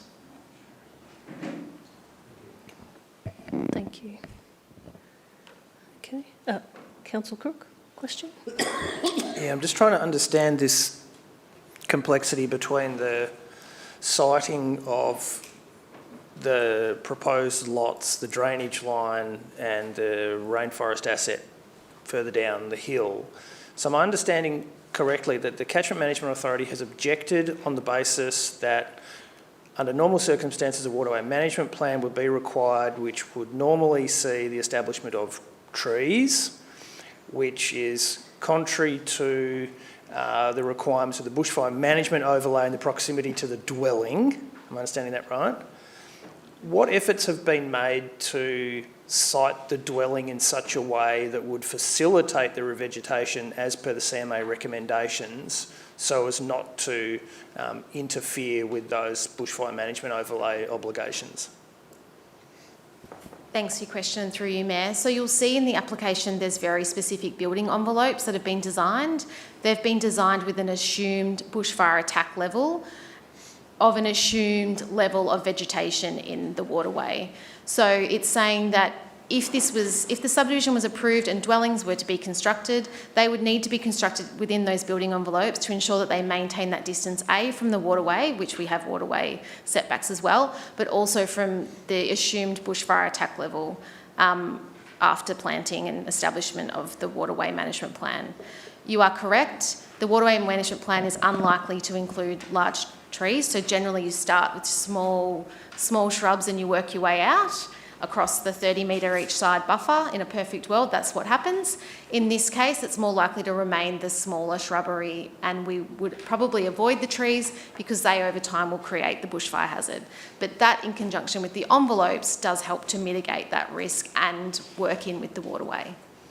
So, in order to satisfy the CMA's requirements for a waterway management plan, the objective would be to develop a waterway management plan, but not to establish trees in close proximity to the dwellings. But the rainforest is down the bottom of the hill. Is it conceivable that the waterway management plan could be designed in such a way as to limit tree establishment close to the dwellings, but progressively introduce thicker or higher, denser vegetation so as to achieve that waterway management plan objectives further down the slope away from the houses? Is that could that logically happen? Yeah, so thank you, and through you, Mayor. Absolutely. So you could design it in such a way that in and around the interface closest to those proposed building envelopes is where there's a moderate amount of vegetation, and you could increase that as it met. Obviously, we're only dealing with waterway on on the private land, so that's the bit we'd be planting out and controlling.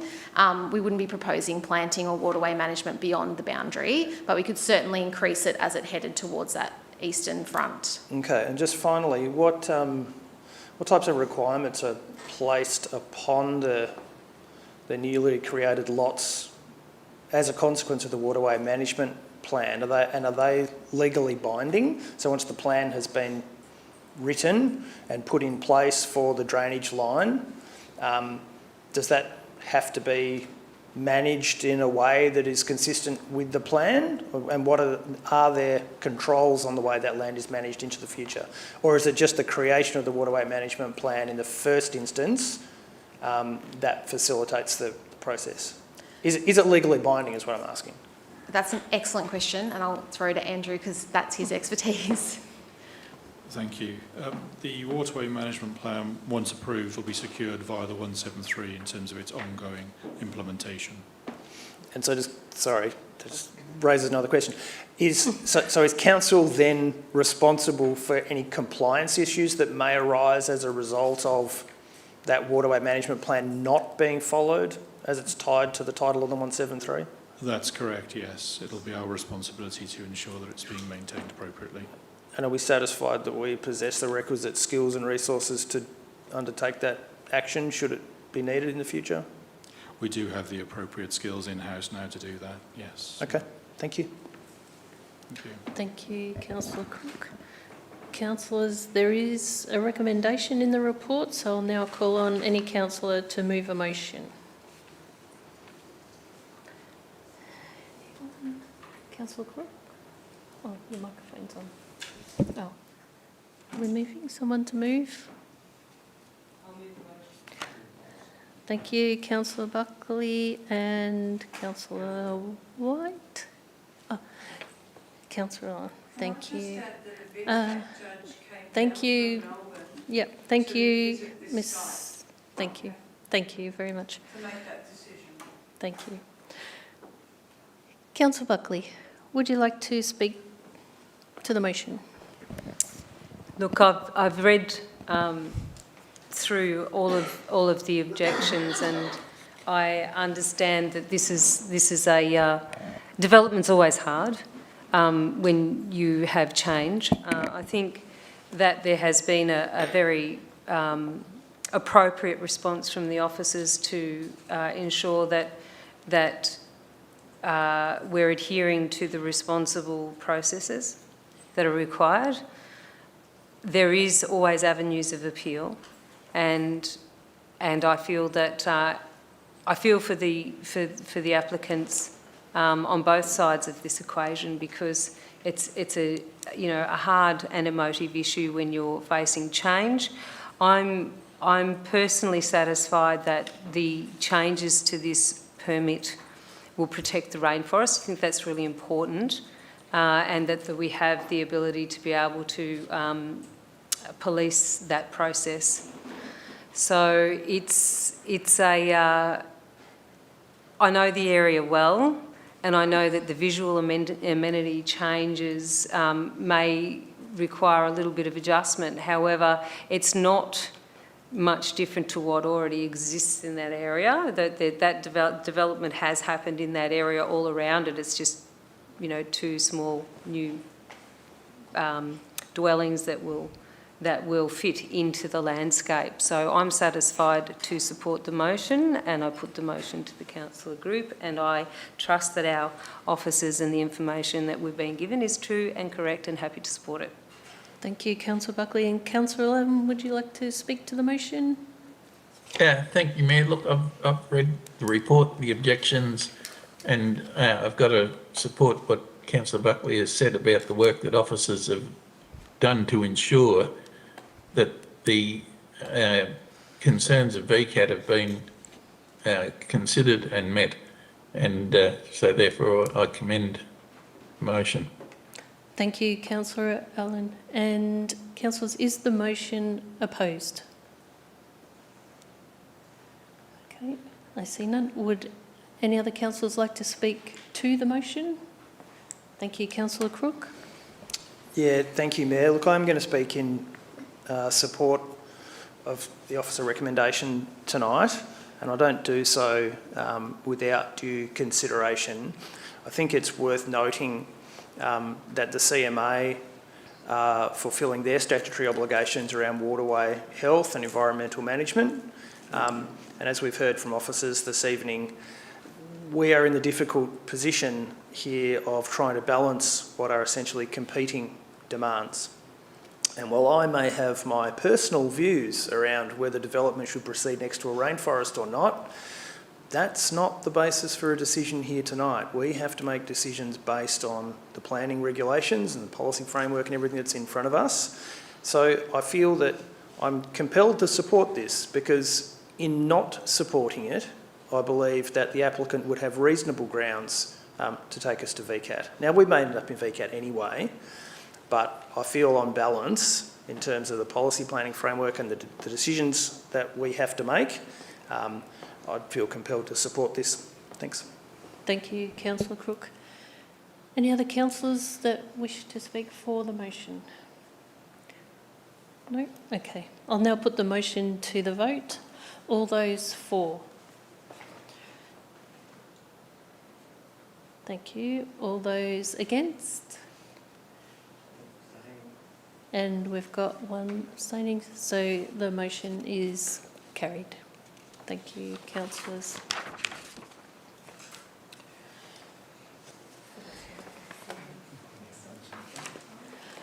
Okay, could we have an extension of Yes, that's what I was time, just going to please, propose, councillors? Mayor, that we probably should look at an extension to our meeting tonight. Thank you. And possibly to avoid running out of time again, that we perhaps just add 2 hours. Thank you, Councillor White. Can I have a seconder for that? Thank you, Councillor Crook. Thank you. Yeah, good. So we've just committed ourselves to a late finish. Thank you very much, councillors. Oh, did we vote? Thank you. Yes. Yes, we do. Councillors, thank you for voting to stay longer. That's fabulous. The last report for the Place and Community Directorate is 5.1.3, Planning Scheme Amendment C161, E-Gips, Update Lakes Entrance North Growth Area Authorisation. Mr Stevenson, would you please present your report? Thank you, Mayor, and through you. So, councillors, before you is a report titled Planning Scheme Amendment C161 E-Gip, Lakes Entrance Northern Growth Area. The amendment proposes to remove and/or amend a range of planning controls to simplify how planning decisions are made for the Lakes Entrance Northern Growth Area. The Lakes Entrance Northern Growth Area was rezoned for residential purposes in 2014, and growth in the precinct has been slow, which is largely due to the complex planning controls that currently apply to the land.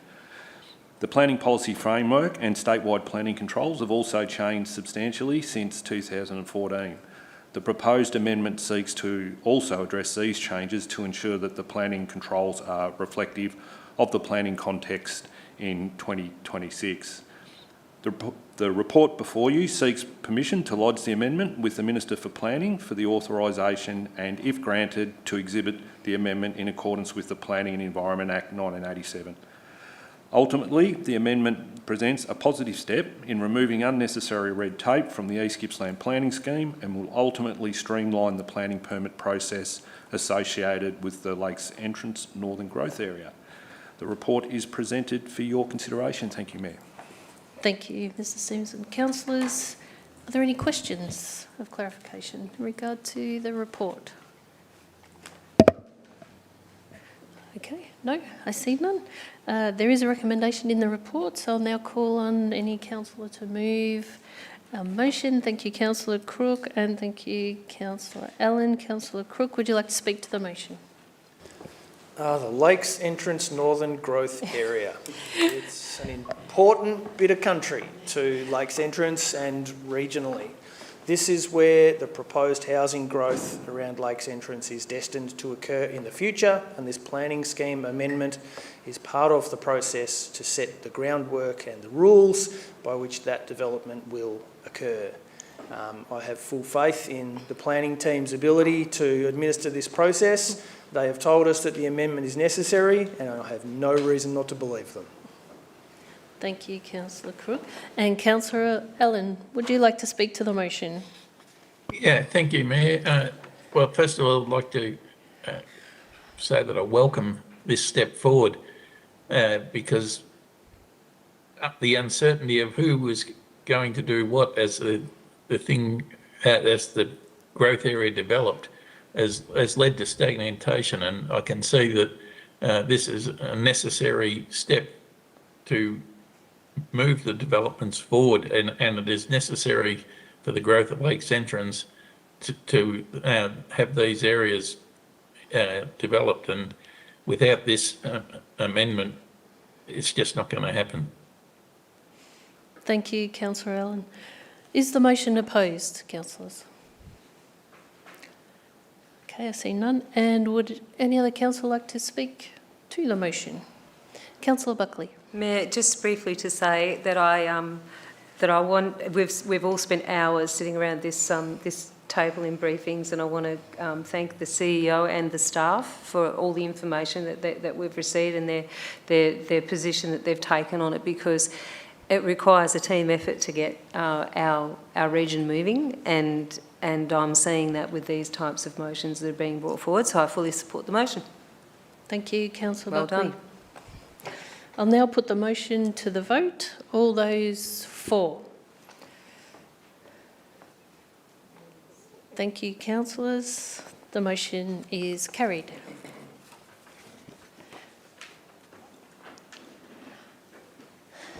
Thank you, thanks, Mr Stevenson.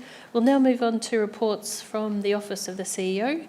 The first report is item 5.2.1, the Nicholson Street Mall. CEO, would you please present your report? Thank you, Mayor. And councillors, before you is a report that addresses a petition that was received by Council at its meeting on the 17th of March, which called for the Council to reopen the Nicholson Street Mall for the safety of pedestrian shoppers, workers and business owners, to stop congestion in the Nicholson and Bailey Streets, and to improve traffic flow in the area. Councillors, as we know and we've discussed many times, the mall is part of the heart of the CBD, and that area of the CBD is incredibly important. Over the last decade or so, we've seen the mall upgraded, but unfortunately at the same time we've seen changes in the way retail functions in that area that sees the space now is not as activated as it once was, and we've seen sadly some antisocial behaviour occurring in the mall and other parts of our CBD and other towns across East Gippsland. So we recognise that there is a need to be undertaking both some short-term actions while we look at some of the longer-term options for us. Councillors, before you, in the report, we go through what some of those short-term actions that are currently underway are, including things like investigating the relocation of the taxi rank, which is currently out for consultation, and activating the mall through some improvements to the way it is presented, its cleanliness, but also inviting people to come through with art exhibitions on some of the walls, etc., etc. We also recognise that there is a need to consider what the long-term function of the mall is, and that the petition before us earlier really called for council to undertake that work and to look at reopening the mall for traffic and for vehicles. What we have started to do is establish some work that looks at both the short-term and longer-term options, which looks at things like what would happen if we looked at both the partial or the full reopening of the street for traffic. It could be a shared zone, it could be a one-way system or a two-way street. That sort of work requires some careful consideration and planning, and therefore we've commenced that with an options paper, but also we have pulled together at the Traders' request a task force that will work with us on that work. So therefore, based on all of that, councillors, we have a recommendation before you, which is to note some of the actions that the council officers are already undertaking as some of the short-term mechanisms, but also supporting the Nicholson Street Task Force, which we're proposing will meet for the first time tomorrow, continuing to advocate for increased police presence in the Nicholson Street Mall and other areas across East Gippsland where there is antisocial behaviour occurring, and noting that we've been in regular contact with the head petitioner around this issue and recognise that it's a very real issue for our traders, for some of our local community, and not just in the mall but in other parts of our CBDs. Thank you, Mayor. I'm happy to take any questions. Thank you, CEO. Councillors, are there any questions? Councillor Buckley? Thank you. So this is a good step forward, CEO, and I think that my question is around this task force that we're bringing together with local stakeholders. What is what types of outcome and process of moving forward so that we can expedite the problem, the solutions for the problems that we're seeing in the mall? It's a very good question, and the first agenda item for the task force tomorrow is to talk about what its purpose is and what success looks like. So I think that for the task force, we're going to work through some of those options that have been developed up by officers and the local consultants that we've been using to work on this with us, to look at what those options are, work them up further, and then of course we'd have to go through a much more extensive process of consultation with community, with all property owners, with all traders, and looking at really turning this into a project with full costings for council to consider. Thank you. Sounds good. Councillor Eastman? Thank you, Mayor, and through you. You might be able to help me with this.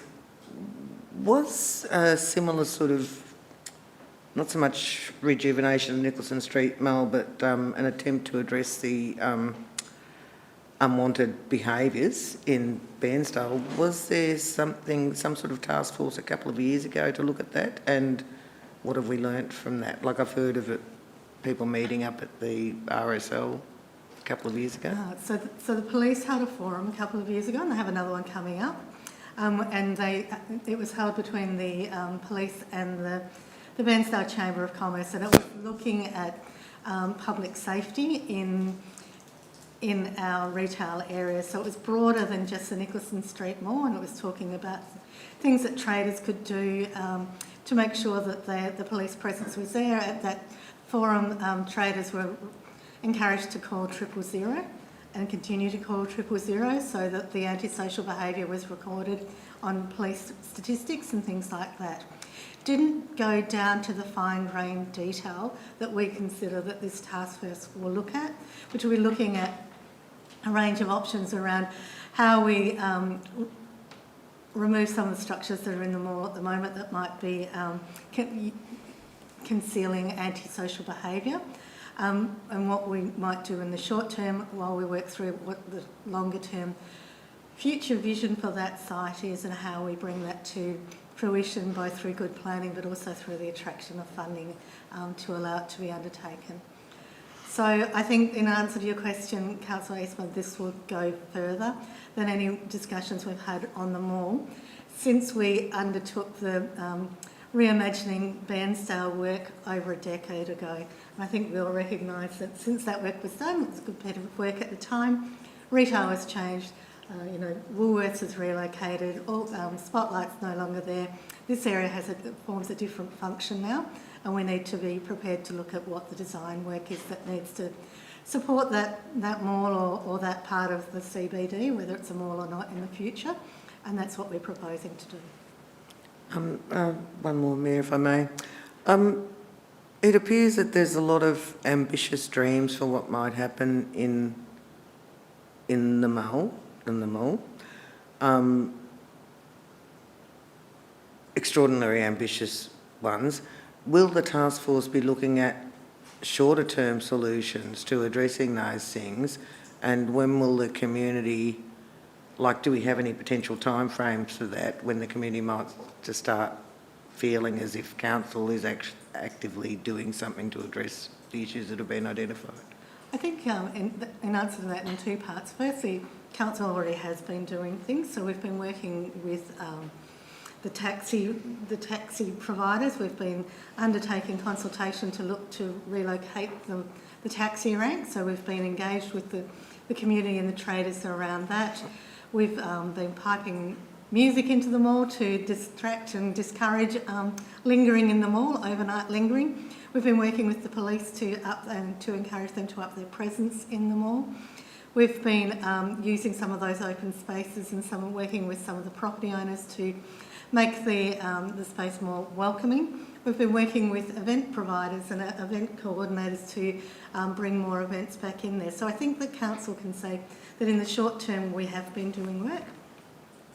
The space for us now is to take us into that, well, what are the medium-term actions that we need to look at while we look at how we preserve some of the opportunities that might be there in the long term as well. So recognising that some of those long-term opportunities might take quite some time to be delivered, and we need to consider what some of those short-term options, like potentially opening or partly opening the mall to traffic again, could be, while we consider both the medium-term opportunities but also the long-term.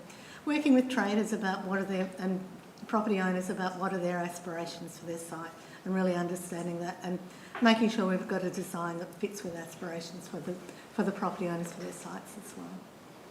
Thank you. Councillor Travaskis. Just a question, thank you, Mayor. Just a question, really. The task force is being set up. You've got the Church New England, or Anglican, whatever it's called, just round the corner. Have the combined churches, because it's not a council remit to go around looking at this unsocial behaviour, but it is the church's remit. Have they been formally invited to be part of that task force? Thanks, Councillor Travaskis, and that's a great point. At this point in time, no, but that doesn't mean they can't be in the future.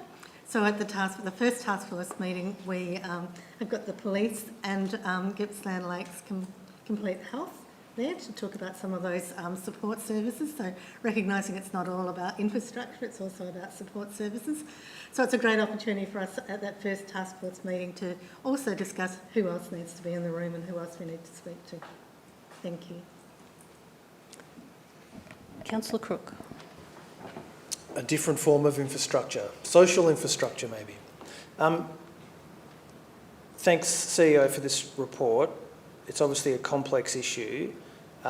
We've heard when I've met with some of the traders their passion for, or their passion for seeing the solution to this issue as just being reopening the mall as a road.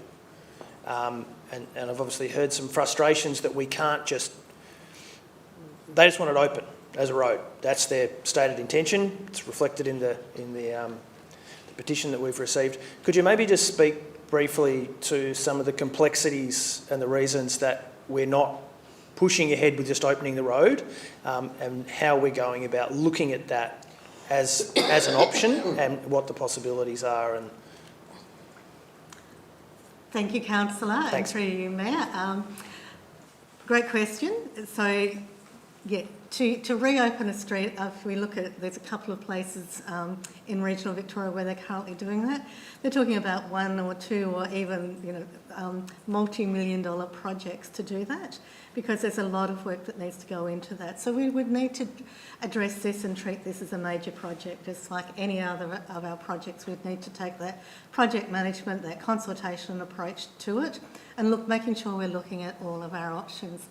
There's consideration, there's a lot of services that run through the mall, there's trees that last time we did work in the mall, the public were really clear they didn't want us to remove those trees. So it'd be about, can we do something while retaining the trees, or is public view around those trees changed? So there's a whole lot of infrastructure we'd need to look at what the integrity of that infrastructure is. Could you put traffic over it, or whether it would need to be removed? So there's some of the complexities that mean it's not just a matter of putting up some signs and off we go. Okay. If there's no further questions, councillors, there is a recommendation in the report, so I'll now call on a councillor to move a motion. Councillors? Someone? Councillor Buckley, thank you. And a seconder, Councillor Crook. Thank you. Councillor Buckley, would you like to speak to the motion? Yes, I would like to speak to the motion. I believe that a task force is needed, and the time is now. I believe that we have heard the message loud and clear.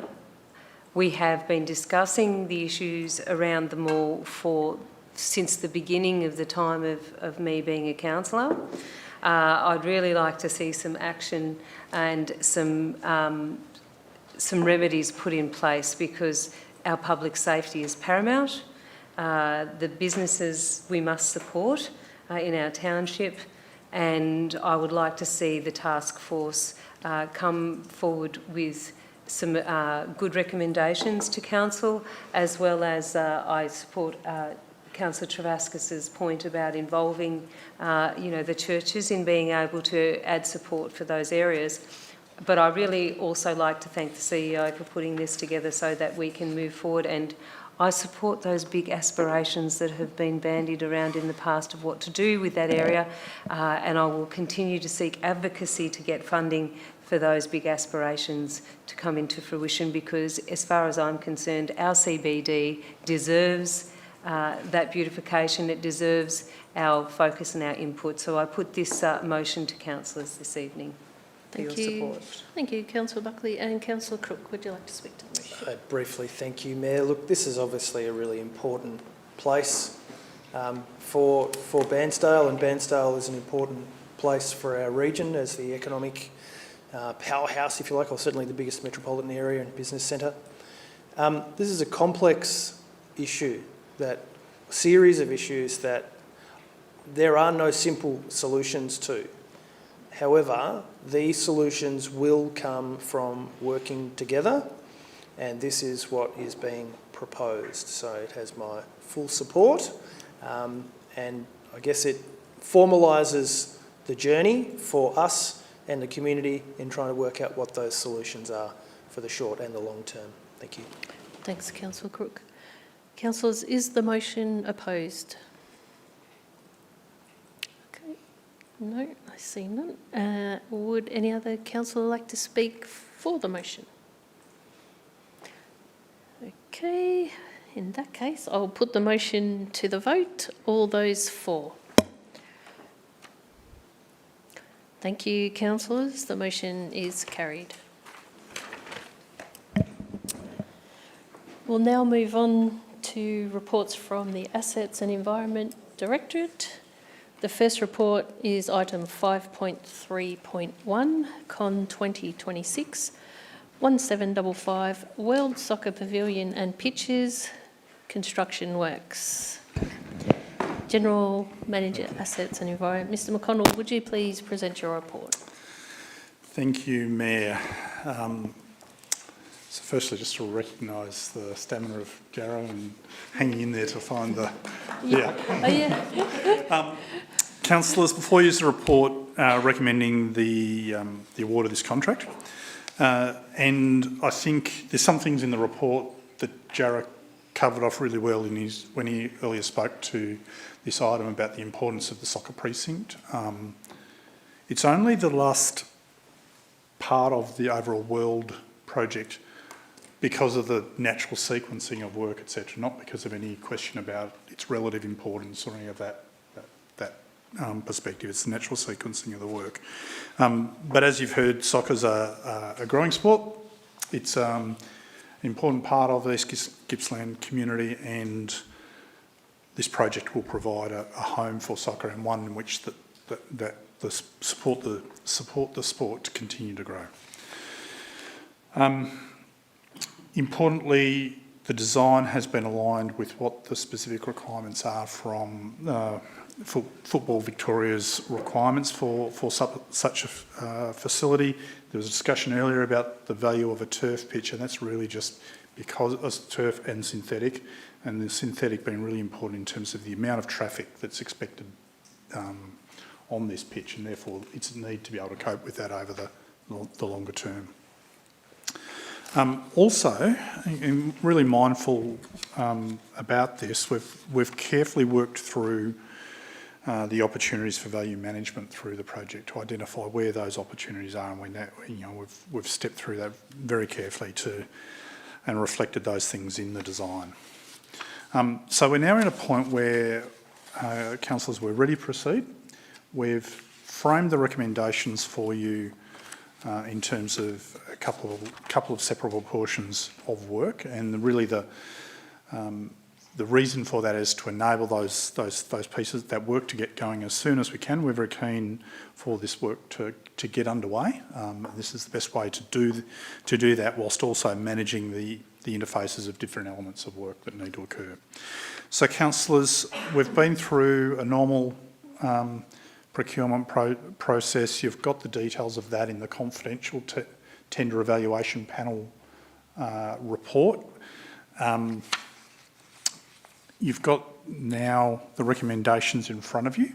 Happy to take questions about the project as a whole, but again, as with any other of these contract award items, if you want to talk about the detail that's in the tender evaluation panel report, just remember we need to move into confidential for that. So I've got with me this evening Rugger, who's the acting manager of infrastructure projects, and also Cara, who's the project supervisor that's been leading this work over the last couple of months. So, councillors, if you've got any questions, happy to respond.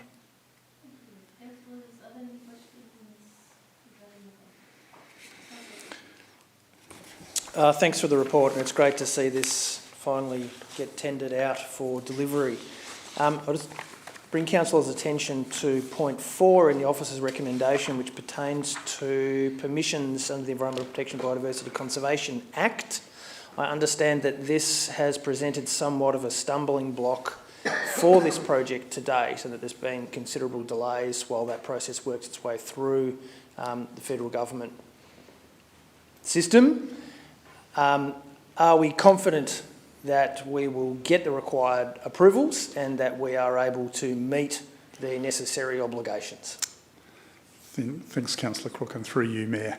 I'm really pleased to be able to say that in the last couple of days we've received that conditional approval. So, do I hear a sigh of collective relief across the community? I think it's 4 years. So that's not the only approval we need. There's still some other elements. I just caution councillors in that respect, but it is a really important milestone in terms of being able to progress the project. There are some conditions associated with that approval, as there is with any approval you tend to receive under the EPBC Act. So we're just working through those, but we're really pleased to get to that point. Thank you. Yes, thank you. Great news. So my questions are in regards to some financial considerations. So will there be any ongoing financial implications of council or ratepayers in regards to this project? Thanks, Councillor Buckley. With any of the projects of this kind, there is an operational cost associated with those over the longer term. That's the nature of facilities we provide for community use, whether it's this facility or any other facility. So there is maintenance. The users provide some of the support around maintenance and use. Council provides other elements of that support over time. There's also depreciation. So anytime we create an asset, there's depreciation we need to consider. And in this case, also, there'll be some elements around monitoring and so on of the offset requirements. So just to flag those things, I don't have a specific number for you, but it is a good question because often with these projects we focus on what just the capital amount is, and there is a whole of project life cycle cost that we need to consider as well. And a subsequent question. So what are the main risks or challenges associated with this item, and what strategies are in place to mitigate any of those risks? Thanks, Councillor Buckley. I think the key things now relate to just the management of these intersecting pieces of work, and that's something that we're working through carefully under our new project management framework. So we're confident about that the project management approach will manage those things. But that is one of the things we need to work through. Until a couple of days ago, I would have said that the EPPC approval was another risk, but that's been resolved. And I think, as with a number of these projects at the moment that we've spoken to you previously, while things are looking a little better just at the moment, there is risks associated with the impacts of the Middle East conflict, etc., that can factor through. So we just need to keep an eye on all of those things as they work through, but we've got strategies in place to manage those at the moment. Cost of fuel. Yeah. Okay. Thank you.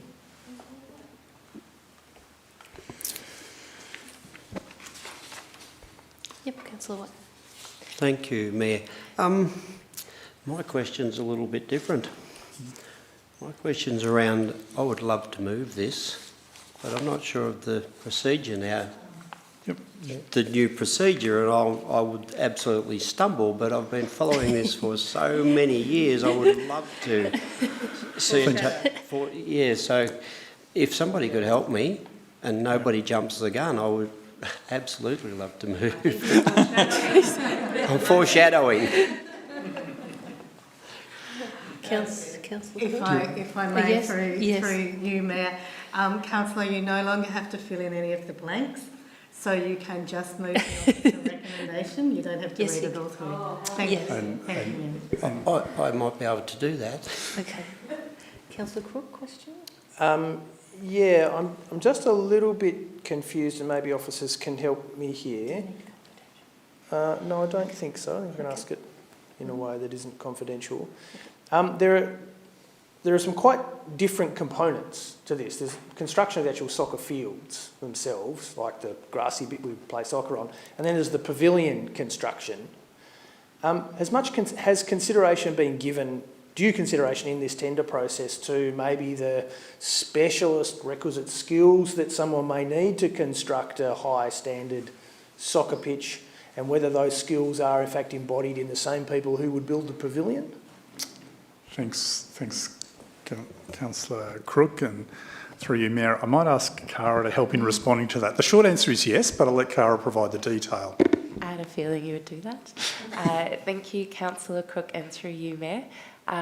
All of the tenders that we received all went out to specialist contractors that actually specialise in doing these fields. So that was a very good thing to see. So the tenderer that we'll be going through, this is their job. That's what they do. So we have good confidence. The engineers that we had to do the designs were also specialised in doing sports field designs, and the company that has been suggested is one of the companies that they had originally suggested too. So we have good confidence that they know what they're doing. Very good, thank you. And I'm just wondering if Mr. Feather's been here for 3 hours now, but is there any sort of time frame that we can give him in which the works will be happening, that he can let his club know about when these might be happening. Yeah, thanks, Mayor. I think we're just all excited. Thanks, Mayor. Unless Cara can provide anything further, I think probably the best bet is we've got some intersecting, as I said earlier, some additional approvals we still need to just step through, but we can catch up with Mr Feather outside of this and just go, okay, well, the program from here is this. Great. But we're underway, and the intention is to keep this moving as quickly as we can. Is there anything you'd like to add? Yeah, no, I think, thank you, Stuart. I think you've covered it. We're definitely commencing within this year. That's the good thing. We're just working through, as we said, a couple more approvals, but this is where we're hoping the separable portions, as we suggested, will be a way for us to get things going. So it should be so. Thank you very much. Councillors, I'll now... Can I have a mover? And I think I've already got one, so thank you so much, Councillor White. Can I have a seconder, please? Someone to second? Thank you, Councillor Farquhar. And Councillor White, would you like to speak to the motion? Yes, thank you, Mayor. I'm really excited about this because I guess this is the end product of a very long journey. I can remember standing on the old netball courts with Tim Bull and him and I not shooting one hoop. The netballers showed us how to do it, but we couldn't do it. But there's new netball courts there now. We've certainly got the kindergarten, and it was such a great pleasure when the netball and hockey pavilion was opened to have a life member from netball and a life member from hockey cut the ribbons to open all that. And those people have, like the number of people that are using the facility there now, and what are you going to add, another 500 to the site? No wonder you need your own pavilion. So I just encourage councillors to support this because it's really exciting and it's been a long journey. But we're there, we got there. Thank you. Thank you, Councillor White. And Councillor Farquhar, would you like to speak to the motion? Yes, thank you, Mayor, through you, Mayor. And I'd just like to thank Jarrah for his patience on all this and good luck for the future because I think it's going to be a first-class stadium there. And as you say, you've got around, was it 600 players over the summer, roughly? Yeah, that's a large group. Yep. Looking forward to seeing a few games up there. Thanks, mate. Thank you, Councillor Farquhar. Councillors, is the motion opposed?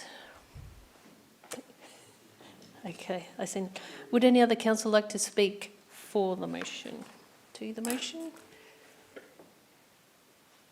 Councillor Buckley. Yeah, just very briefly. I'm speaking for the motion with the caveat that it's an eye-watering amount for this facility, in my view, to be built. I'm always looking at how we spend our money, why we spend our money, but I think the way that we're spending our money this time will be extremely valuable to the youth and the community and to our ever-growing, sporting, passionate community. So I will support the motion. I have high expectations that it will be delivered on time and in budget, and that we can all stand around at some point in the future and cut another ribbon. And who knows? I might even kick a soccer ball and give it a crack myself. But certainly I will support the motion. Thank you, Mayor. Thank you, Councillor Buckley. Any other councillors wish to speak to the motion? Okay. If that's the case, I'll now put the motion to the vote. All those for? Barry has got a hand, yes. Okay. Thank you, councillors. The motion is carried.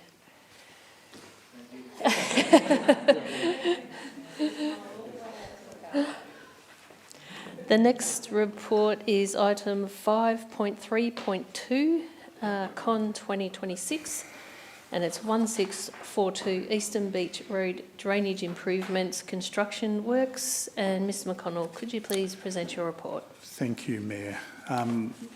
This report's to seek your approval again to award the contract for the upgraded drainage infrastructure around Eastern Beach Road and the intersection with Cunningham Street in Lakes Entrance. It's an area that has been subject to a significant history of flooding, and not just flooding outside, but also at times impact in terms of people's properties and houses and the like. So it really is important that we step into this space and upgrade the drainage there.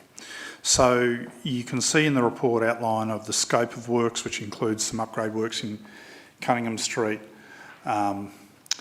some work to mitigate the property and flood impacts on private property, as well as then step through the erosion control and sediment control and so on. So it's an important set of work there.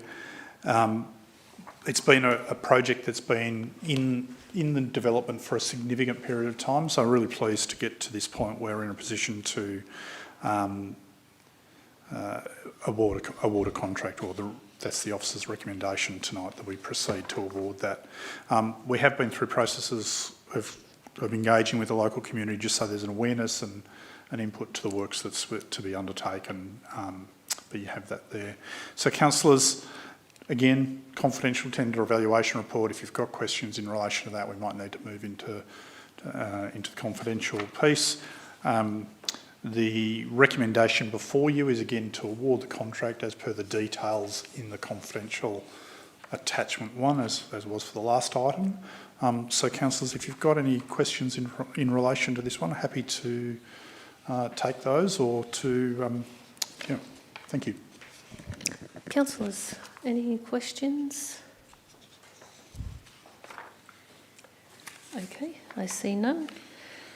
There is a recommendation in the report, so I'll now call on any councillor to move the motion. Thank you, Councillor Allen. And is there a seconder? Councillor Travascus, thank you. And Councillor Allen, would you like to speak to the motion? Yeah, thank you, Mayor. Look, I think that the residents of Eastern Beach Road, Cunningham Street area will be very, very relieved to see this contract awarded, because it's been an ongoing issue for quite a number of years. And it's not only their houses that have been inundated, but it's also parents taking their kids to school and dropping them off that have had to drive through water across the road, 6 and 7 or 8 inches deep at times. So I think that this is a really necessary project, and I commend it to the council group. Thanks, Councillor Allen. And Councillor Travascus, would you like to speak to the motion? Yes, thank you, Mayor. I concur with Councillor Allen. It's a very wet spot there. There's all sorts of drainage problems, so this would be a great asset to the town. Thank you. Councillors, is the motion opposed? Okay, I see. Would any other councillor like to speak to the motion? Okay, I'll now put the motion to the vote. All those for? Thank you, councillors. The motion is carried. Ms Johnson, I'll just wait for one moment. Thank you. The last report for the Assets and Environment Directorate is item 5.3.3, Con 2026, and it's 173 Carola. Fiona, can you say that for me? Thank you. Walk. I'm going to get better at that. I'm practicing. Stage 2, Section 4, construction works. Mr McConnell, could you present your report? Thank you, please? Mayor. So, councillors, this report is recommending the award of the contract for construction of Section 4 of the Krauatungalung Walk. The Krauatungalung Walk, the vision is for a all abilities walk that circumnavigates the eastern end of Cunningham Arm from the footbridge east up to Eastern Beach Road and back. At this stage, there's been some work conducted as part of Stage 1.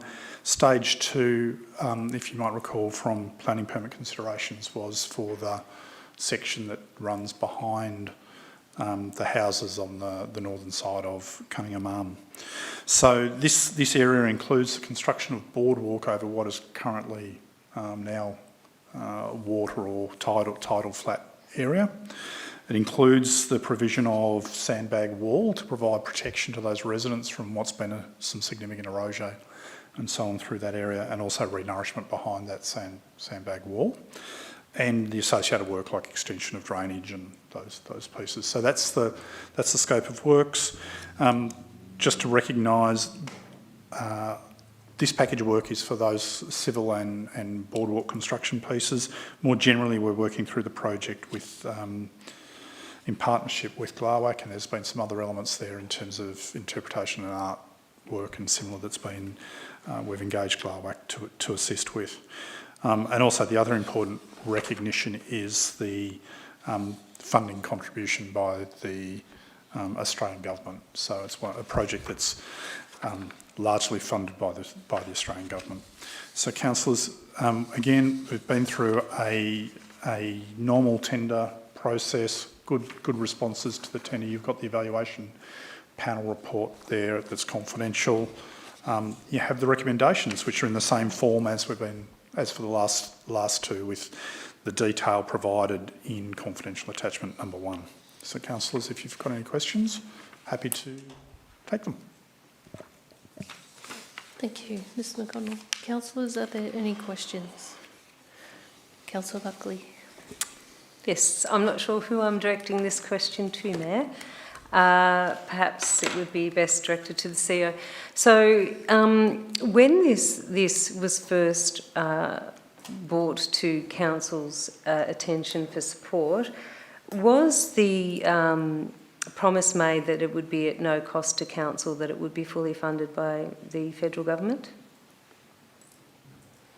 Thank you, Councillor Buckley, and through you, Mayor. Yes, that was indeed the direction that was given to us. At the time, I guess no one knew what the grant conditions were going to be. There are some components of work that we can't claim through the grant, so around staff costs and the like.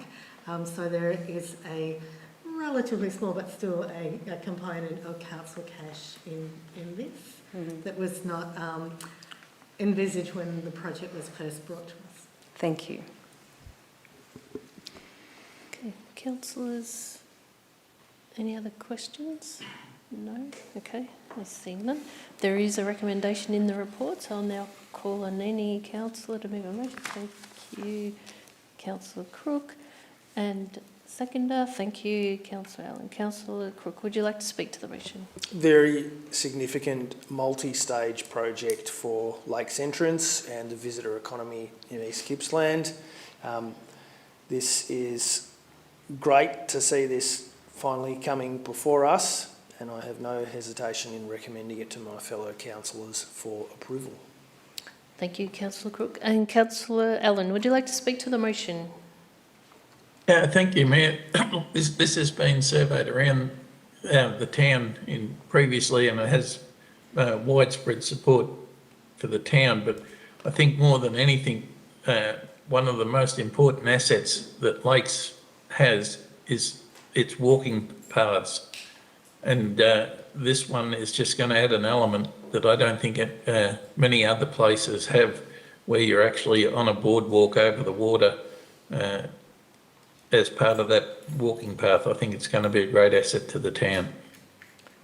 Thank you, Councillor Allen. Is the motion opposed? Okay. Okay, and would you like to speak to the motion? Thank you, Mayor. I'm just, to me, I would speak against this in order to support the small number of people who are severely disadvantaged by this.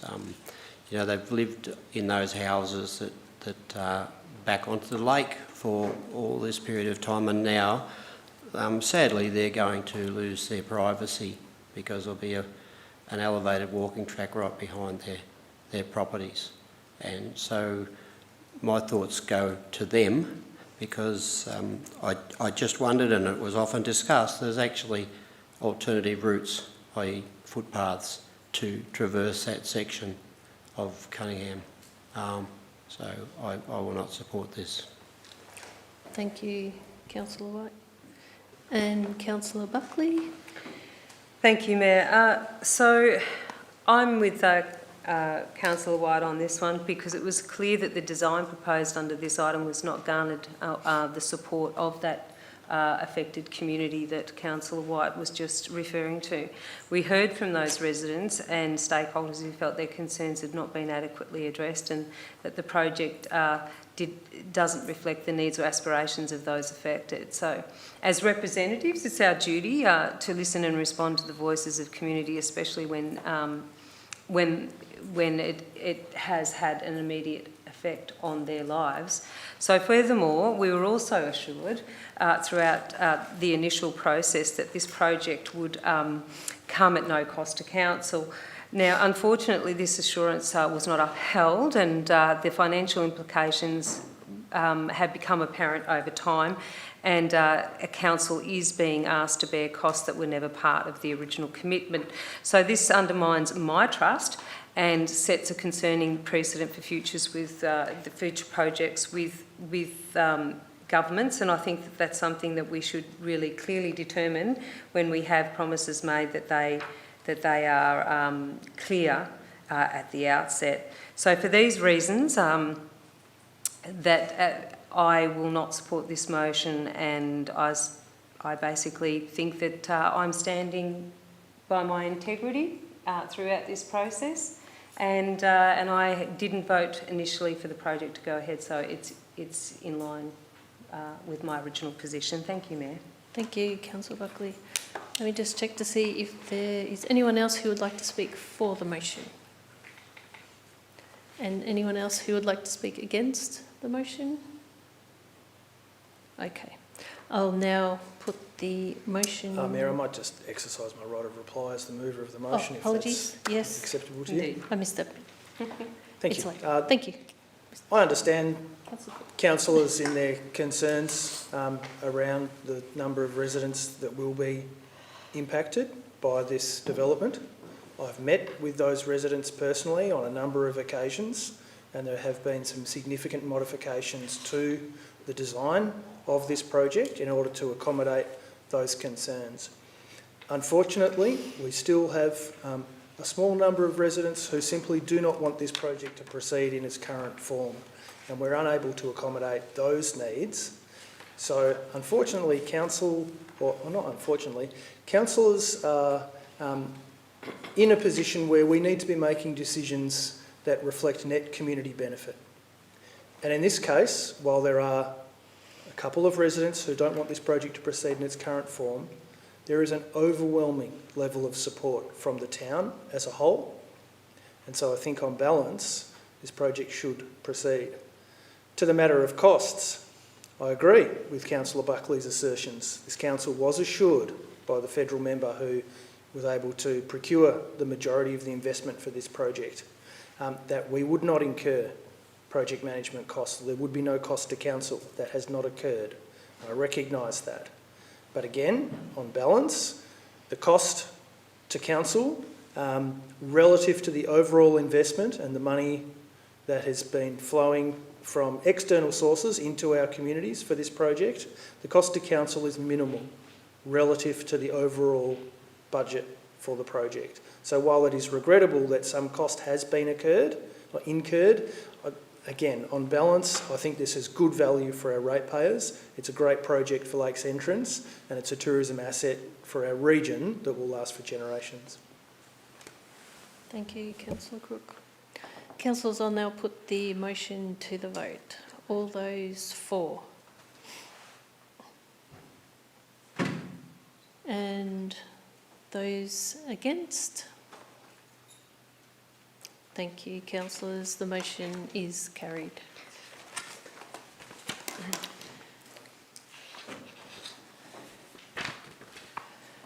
We'll now move on. Yep. Thank you. We might need her. We're just waiting for. Yeah.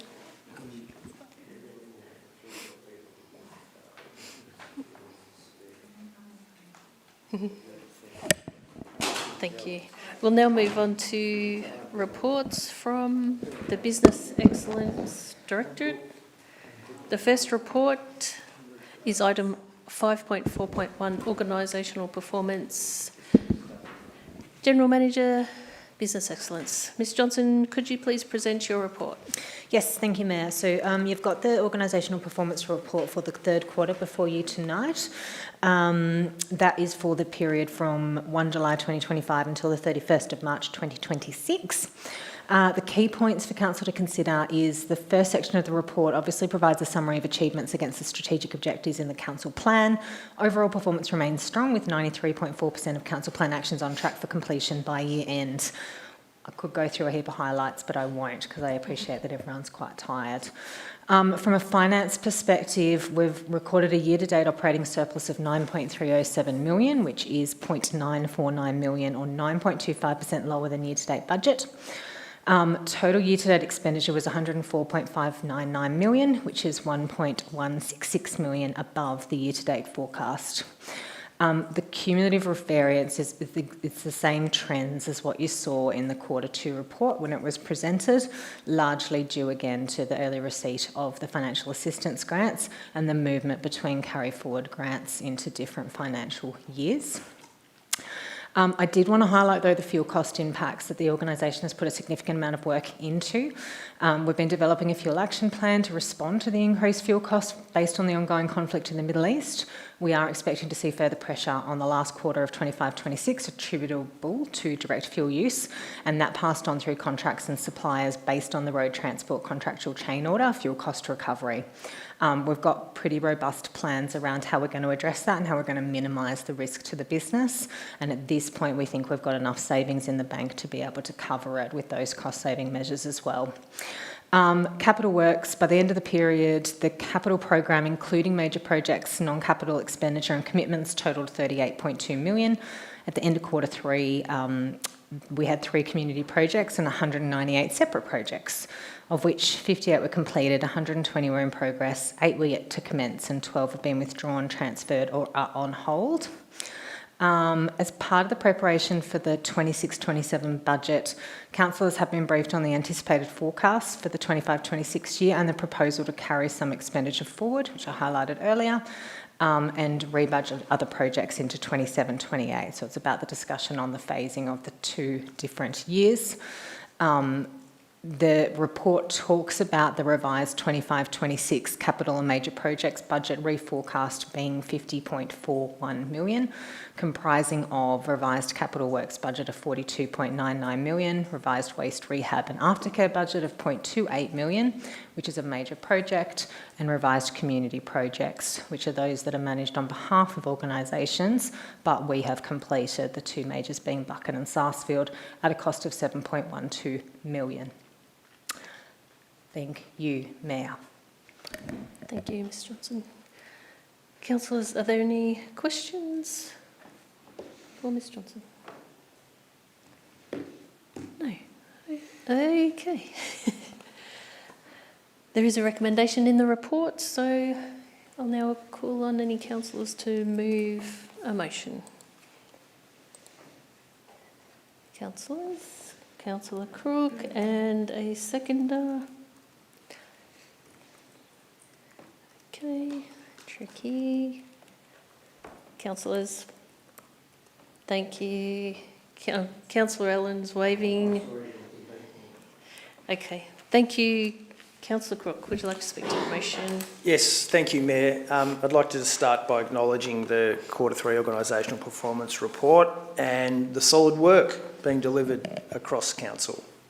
Overall, this report shows a Council that is active, responsive and focused on delivering for our community across all 4 strategic themes. In community wellbeing, we're seeing strong engagement with over 36,000 interactions through Your Say and significant participation in local planning, arts and cultural initiatives. The adoption of the Homes for Everyone position paper is also an important step in tackling housing challenges across our region. In terms of prosperity, it's encouraging to see continued progress in planning and economic development, including strong performance in planning application timeframes and major projects like the Mallacoota Foreshore Master Plan. Under making the most of what we've got, we continue to invest in our natural and built assets, whether it's weed control, climate risk planning, or maintaining our road network. And while some capital projects have been delayed, key projects are progressing and significant contracts are close to, or in fact have been awarded. From a governance perspective, Council continues to perform strongly, with 98.5% of customer requests responded to on time and a reduction in complaints, which reflects improved service delivery. Financially, we're seeing some pressures, particularly around employment costs and also external factors like fuel. It's clear that much of the forecast variation evident in the project is in fact due to timing of grant funding rather than underlying financial weakness.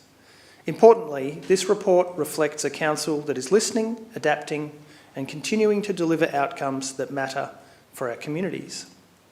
I commend the officers for their work, and I commend the report to council. Thank you. Thank you, Councillor Crook. And Councillor Allen, would you like to speak to the motion? Thank you, Mayor. I think Councillor Crook has pretty much covered the whole thing, but I'd also like to thank the officers for the very, very comprehensive report and the work that's gone into it. Thank you, Councillor Allen. Is the motion opposed? Okay. Would any other councillor like to speak to the motion? Okay, I'll now put the motion to the vote. All those for? What is it? Okay, all those against? No, and not voting, abstain? Yes. Against? Okay, thank you, Bernie. The motion is carried. Okay, and the last report for tonight is item 5.4.2, Council Meeting Resolution Register. Ms Johnson, could you please present your report? Thank you, Mayor. Very briefly, the CEO is responsible for ensuring the decisions of Council are implemented without undue delay. Reporting on the implementation of Council resolutions is vital to ensure performance and demonstrate transparency and accountability to the community.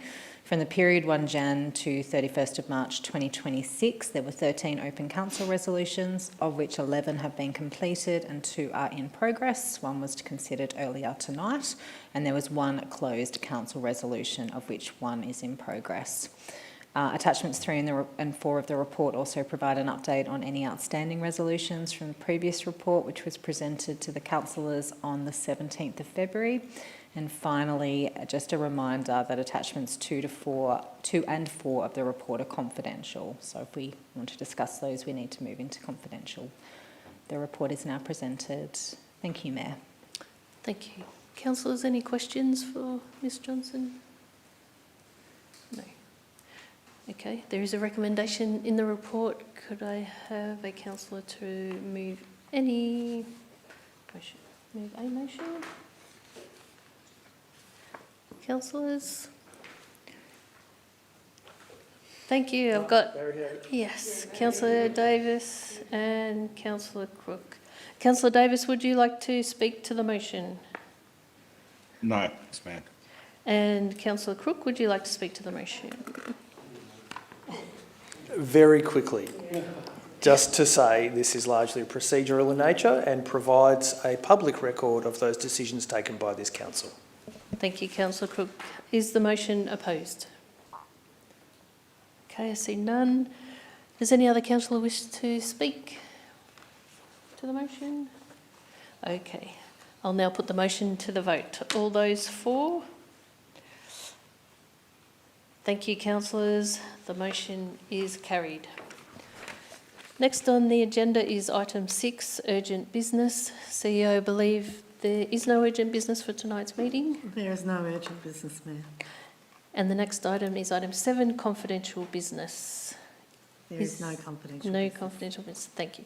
Thank you, councillors. This concludes the proceedings for tonight's meeting, and thank you to everyone who attended in the public gallery and those who watched online. I now declare the meeting closed, the time being 9.